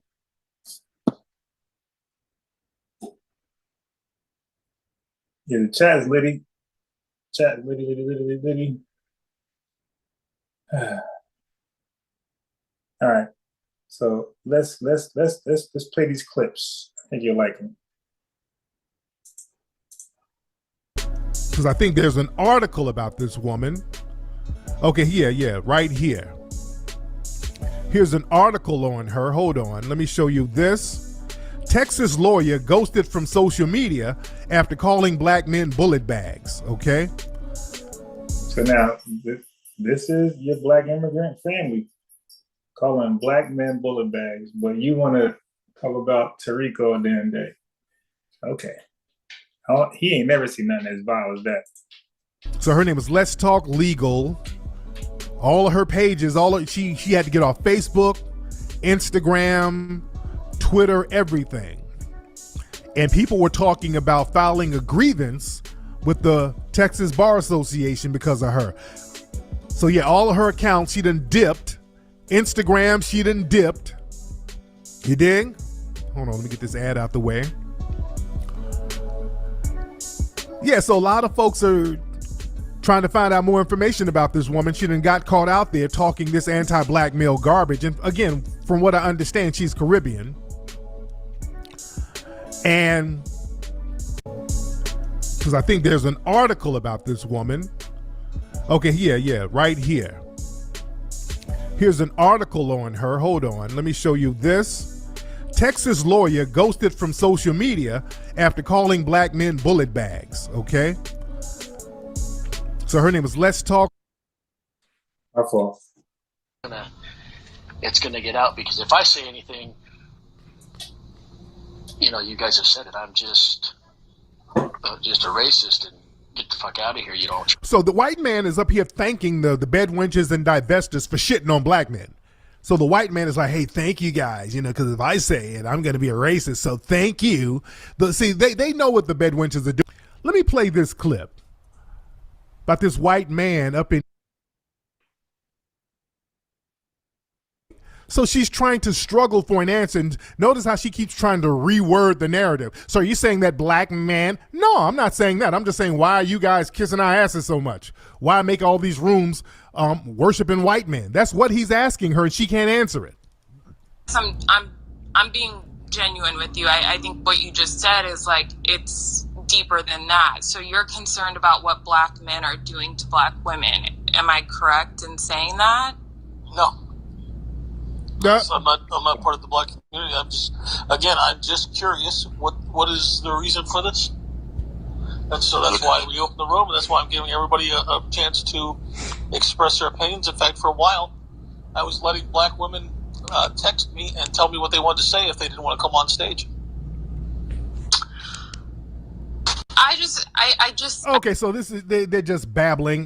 This is some of the most sad, self-hating garbage you can ever witness. So she where my mother was born, I never knew my father. Okay. I grew up in a single black home. We grew up in the projects. My mom didn't know her father. And I know like we have like some French Creole in our family. We have some Indian in our family, but other than that, like I don't know if we came from, I don't know, my tribe, if I came from Africa, like I'm just. Here you guys go. They somehow FBA, but they can't trace no relative at all to a lineage that leads up to at least 1865. So all I know is America. I grew up in the hood in the project, so I'm trying to. Now, your mother's mother, where's she from? Your grandmother, where's your mother's mother? From the projects in Sacramento, California. Okay. So, and how old are you? You're in your 30s? Nah, I'm 47. 47, okay. Where my mother was born, I never knew my father. Okay. I grew up in a single black home. We grew up in the projects. My mom didn't know her father. So and I know like we have like some French Creole in our family. We have some Indian in our family, but other than that, like I don't know if we came from, I don't know my tribe, if I came from Africa, like I'm just all So that means your grandmother lived in the projects in the 70s, right? Right. Okay. How did she get to Sacramento?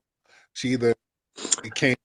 See, it gets cut off. I don't know. It gets cut off like I don't really know my family history like all in depth, but I just know like the basics, if that makes sense. Okay. Did you meet your grandmother? Yeah, I met her. She was real like I was really young, so I really didn't really like have a conversation or remember the conversation with her, but I've met her before. I have pictures with her. Okay. And you don't know where she's from? Shit. Man, I know that's weird that you say that, but I'm thinking the farthest that I can go back from my family, because we're all my family that I know is from like Sacramento, California. So Never had no family reunions? Man, not recently. So it's just like we're just scattered.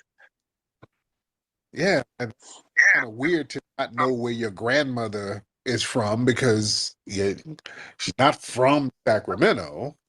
She had to come from somewhere, either immigrated from another country. You about to cook them. California. So never had no family reunions? No family reunions. Like, dude, who do you think you're talking to? All right. Hold on 1 second. 1 second. Dude, you're gonna make us believe he never went to a family reunion. Like, dude, like, come on, bro. But somehow you know nothing about yourself, but somehow you're FBA, all right? Come on, man. That doesn't make sense, man. I keep telling people, FBA, being ADOS, it's not about not knowing. It's all about knowing, okay? If you don't know, you're not. Real simple rule. If you don't know, you're not. That's our simple rule going further. You just tell people, I'm not sure. Okay, well, listen, sis, listen, brother. If you don't know, you're not. So just come back to us when you got that worked out. You in?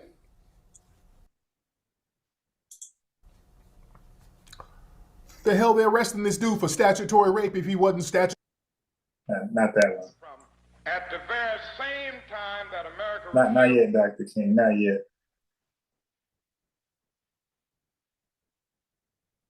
Not yet, Dr. King, don't hurt him.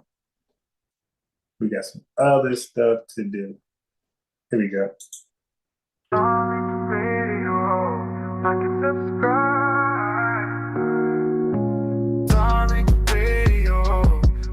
Let's get something going. Send this invitation out to our family.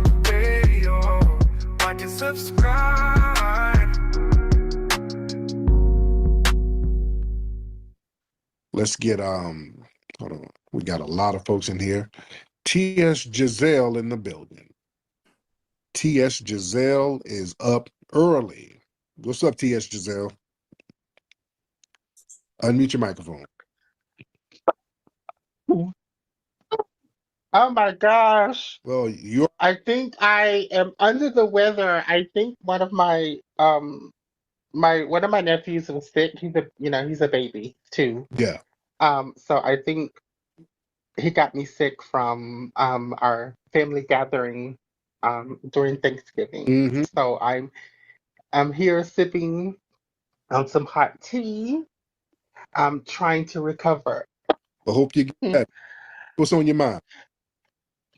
I really I don't know why I came up. I was gonna say um that Dave Blunt's guy really reminds me of that FBA Big Back, his Grinds TV. Okay, you're not like Brother Grind. You're not gonna do that. You're not gonna disrespect. I wanted to talk about Serena because we talked about Serena and you really you really hit against my opinion, and the fans disagree with you, Tariq. There was a lot of support. Now, Miss Nigga, don't make me snatch that ramen noodle wig off your head and put it in a pot of hot water with some hot sauce, nigga, and some cheese. Sir, you are Let's get past this. Ramen noodle wig. Hey, 200 pounds. 24, 30. 65. For you to have 700. Something that you Pictures. I didn't. All right, had to let them get theirs in. All right, Lord. Oh, it is. And oh no, T.S. Let me take that picture. I don't want that up here. Don't post no Bucci cat up in here. Don't do that. No. We got to get that picture out of here. No. We're not gonna have that. We got kids in here. We don't want to scare kids. All right. Let's get Catherine. Let's get Catherine in the building. Catherine, hop in. Miss Catherine, hop in, Catherine. Hey, Catherine, unmute your microphone. All right, while we're waiting on Catherine, let's get Stephen. Yes, Catherine or Stephen, either one. All right, Catherine or Stephen. There you go. Stephen? I think I'm done. Yo, what's going on? Can you hear me? I can hear you. What's going on, brother? Hey, what's going on? Hey, Last I video, then we want to got ask you a question, man. good video. Yo, you from Detroit, right? So I'm from Canada. Okay. Right? But my family is what you would call FBA, Black American, all that, right? Okay. I'm from Windsor, Ontario. I'm pretty sure you're familiar with that, right? Yeah, I know. That city? Yeah. Yeah. And there's a lot of folks from there, like Black folks from there that are just like me, like a dual, like FBA, and families that like our family isn't from anywhere else, like not Africa, not no islands. Every one of my grandparents said that to me, and my mother too, like her dad is from Virginia, like my grandfather and that. Both my my grandfather and my grandmother, she's from Mississippi, and my grandfather, he's from Alabama, Birmingham. Okay. That's why my Yeah. Mm-hmm. And I was just wondering, how much do you know how like deep the connection is with Blacks from America and Canada? Because there's a history of that, because that Underground Railroad, a lot of people came to my city, you know what I mean? Right, and yeah, I think the Dwayne the Rock Johnson, his dad was a part of that whole thing up there. He went up there, and part of the freedmen up there. But the thing is, they had an ethnogenesis there. They became Canadian up there. They became a whole different ethno group. They became a whole different ethnic tribe, so to speak. So yeah, even though you might have some lineage here, you are still a different ethnic group based on the culture of growing up there. Are you still in Canada? Have you come down to the U.S.? Well, I grew up in Detroit too. Okay. I grew up in both cities, right? So, like both, I call them both my home in that. You know what I mean? And But you were born in Canada, though, right? yeah. Now, But all my sisters, like every one of my sisters, I got a sister I grew up with, right? She was like, I grew up with her, but my other two sisters, they're in the United States. Like I got one sister that's in Detroit, and my other one's from now Memphis. somebody is Caribbean. But Now the Caribbean people on your dad's side or your mom's side? no, I ain't got no Caribbeans. Really? There ain't no. I am not no dog. I am not no island nigga. Not at all. My grandfather, every one of them, man. They told me no, you ain't none of them. They told me I ain't none of them, bro. So They said I'm not no African. They said I ain't no island nigga neither. Yeah. how did y'all get up to Canada? What's that? Now, how did all of y'all get up to Canada? Well, on my mom's side, right? My great grandfather, he's originally, that from what they told me, they originally from here, like from Canada. They from here. They're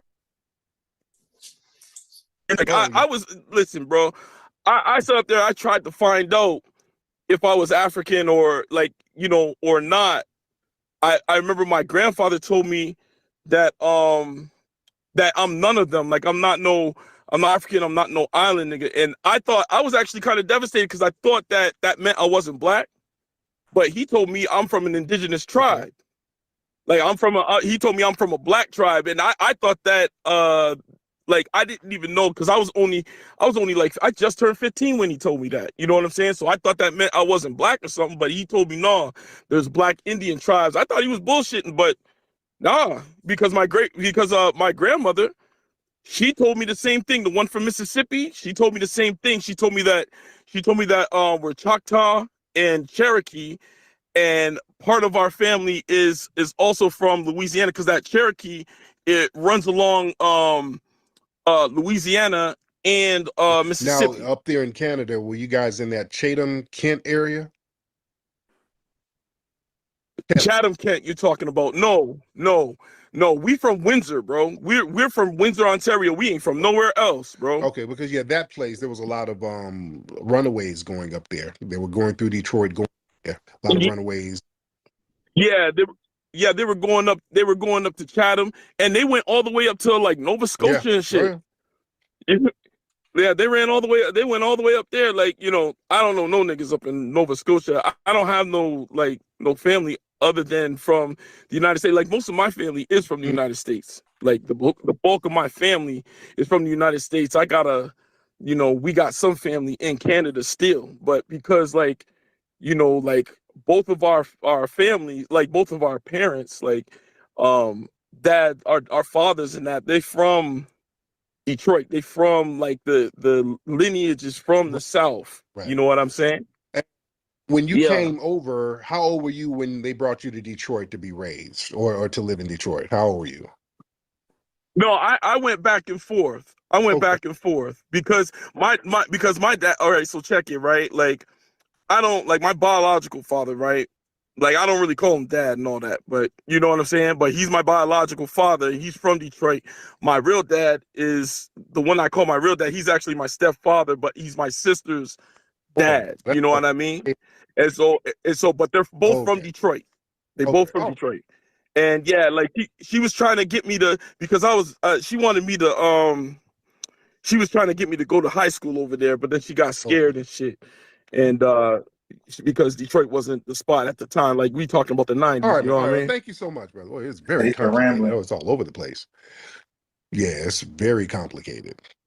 That's all over the place. But the thing is, you were born over there in Canada, so y'all had an ethnogenesis over there in Canada. Even though there's some lineage here, you're still Canadian. All right? Even though there was some lineage here, just like with us, some of us can trace lineage.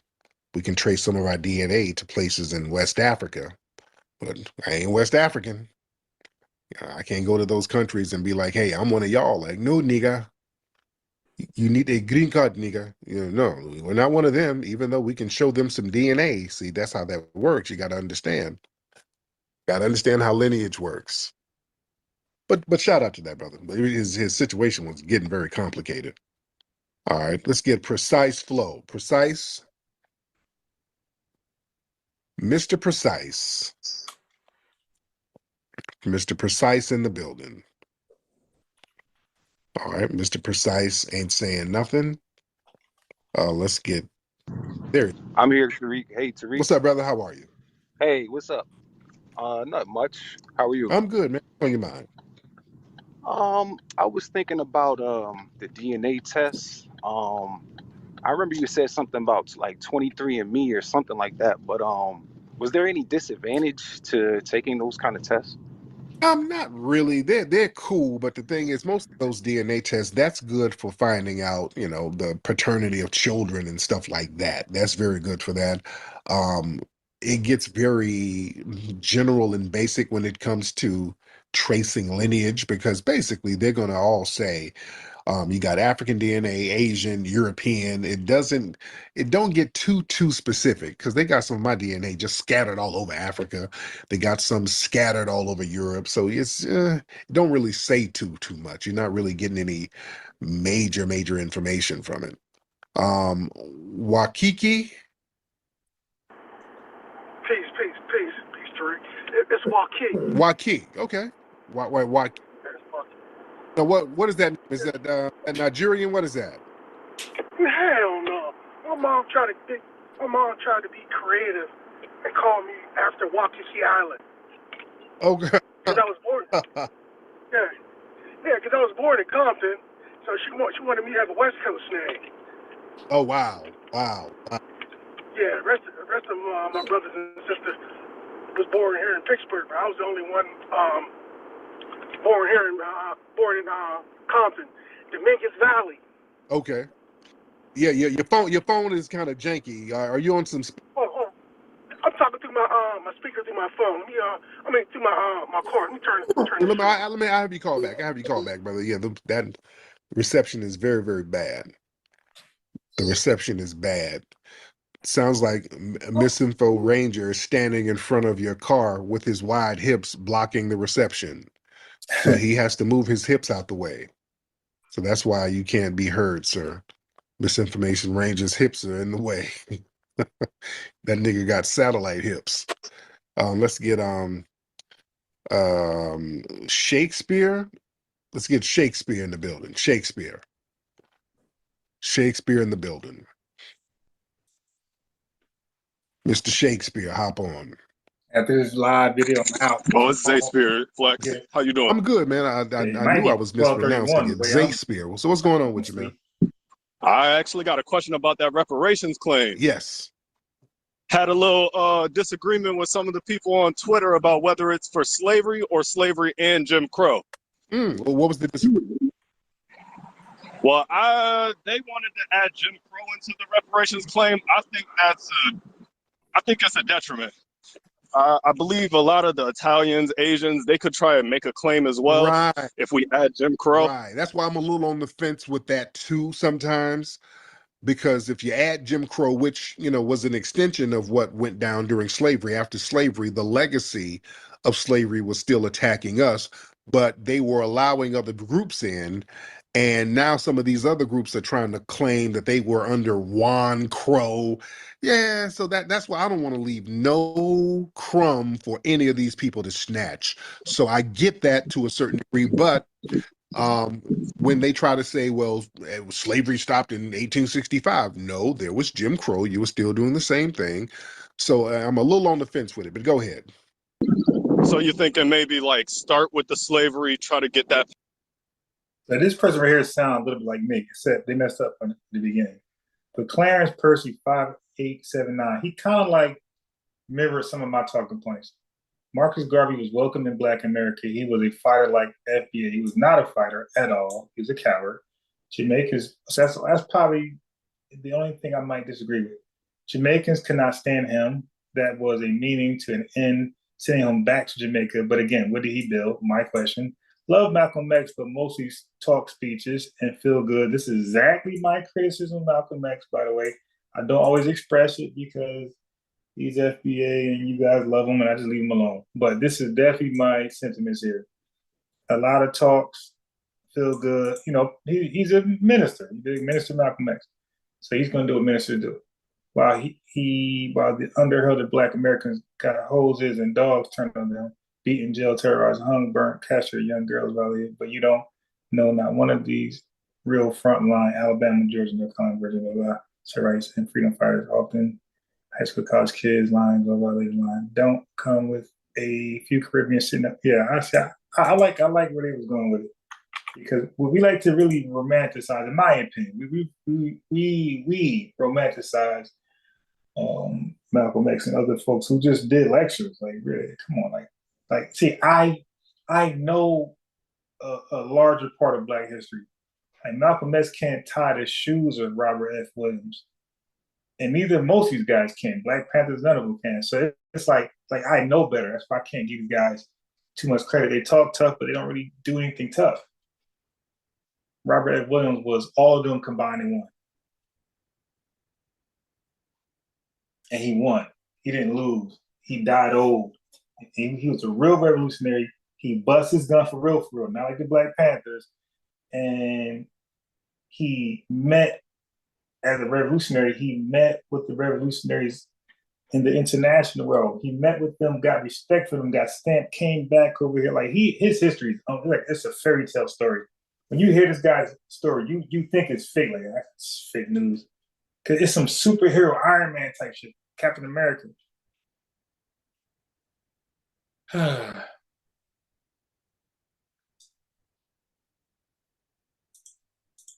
She's not in contact right now. She's not that bright. On Black history. She's probably bright in her area. Because she sounds like she's educated, but so I ain't gonna do it like that. She sounds educated, but she's not educated on our history.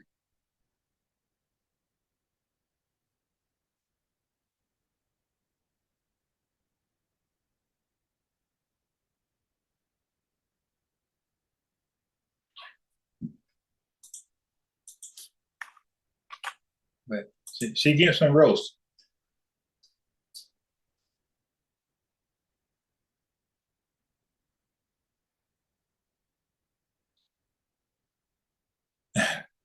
This sounds like this greatest hits. See, what a brilliant video. This might be edited. This might be AI, because I'm saying, like, these people saying the same thing. What a brilliant video. You educated me. It's like she gave her opinion. What do you mean she educated you?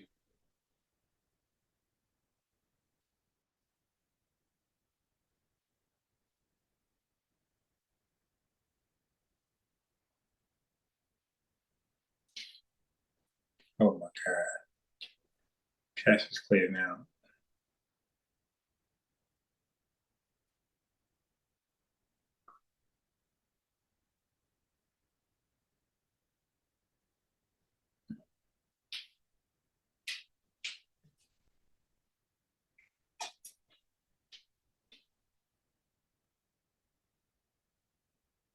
Look at this coon right here. She came.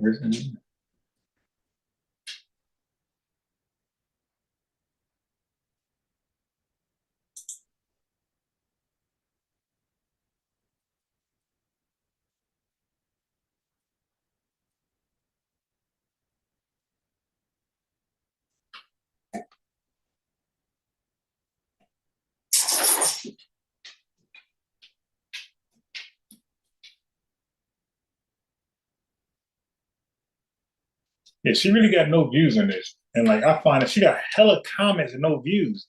Like, that's like rare. Like, you get a lot of comments. I'm sorry, you get a lot of views and, you know, some decent comments, but you don't get as many comments as views like that. Like, she really got low views in this video to have so many comments. She only got 11K. Because most of the videos, you know, go to, well, not most, but a large majority of the videos go to 60 to 80K. You dig? So to only have 11K on this one, interesting. I don't know how that's possible, to be honest. Like, some manipulations going there, so this video won't get out. I don't know, to show the comments, because the video got to get out so people get on there more, because the comment section went crazy.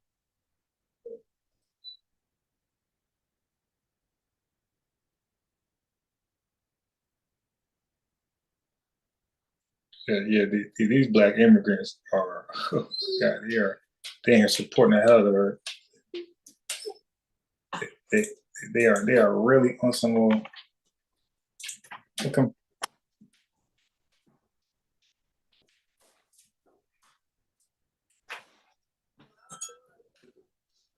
No, you want to go back and go.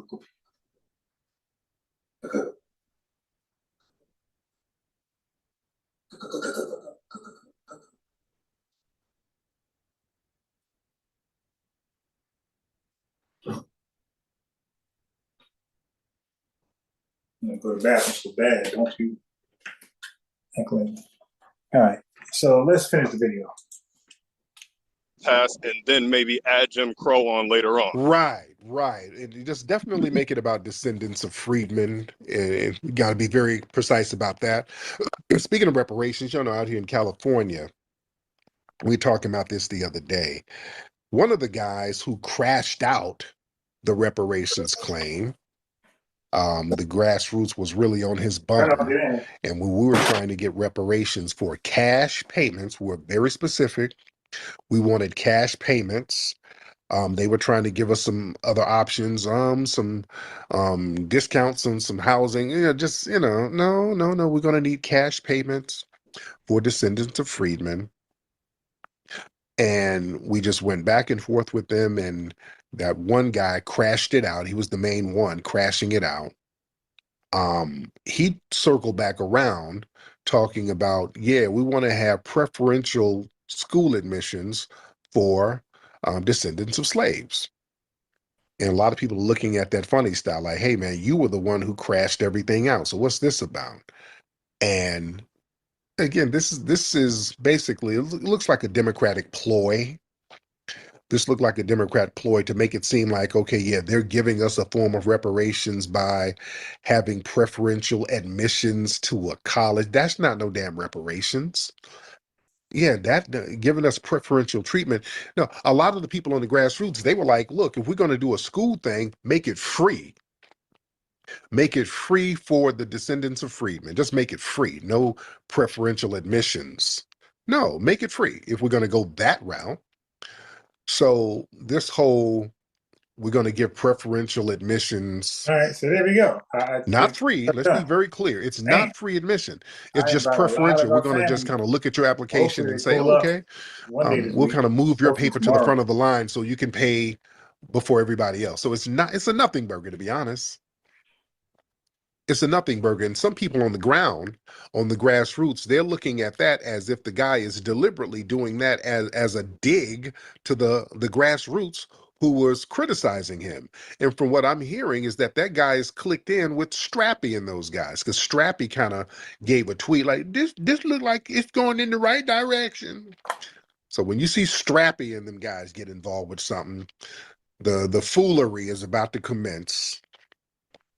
So it looks like the dude might be clicked in with Strappy, and some people are saying that he's doing that again as a dig to the black grassroots out here in California, because a lot of those people, the brothers and sisters who was really stomping down out here in California, they weren't rocking with Strappy and those guys, because they saw the janky stuff Strappy and those guys were doing. In fact, when we went to the reparations hearing up there in San Francisco, up there in the Bay, some of the people in there acting a fool, those were the people clicked in with Strappy and those dudes. Those were some of her folks that they said that they had fell out with Strappy. But yeah, those were some of her people in there acting a damn fool.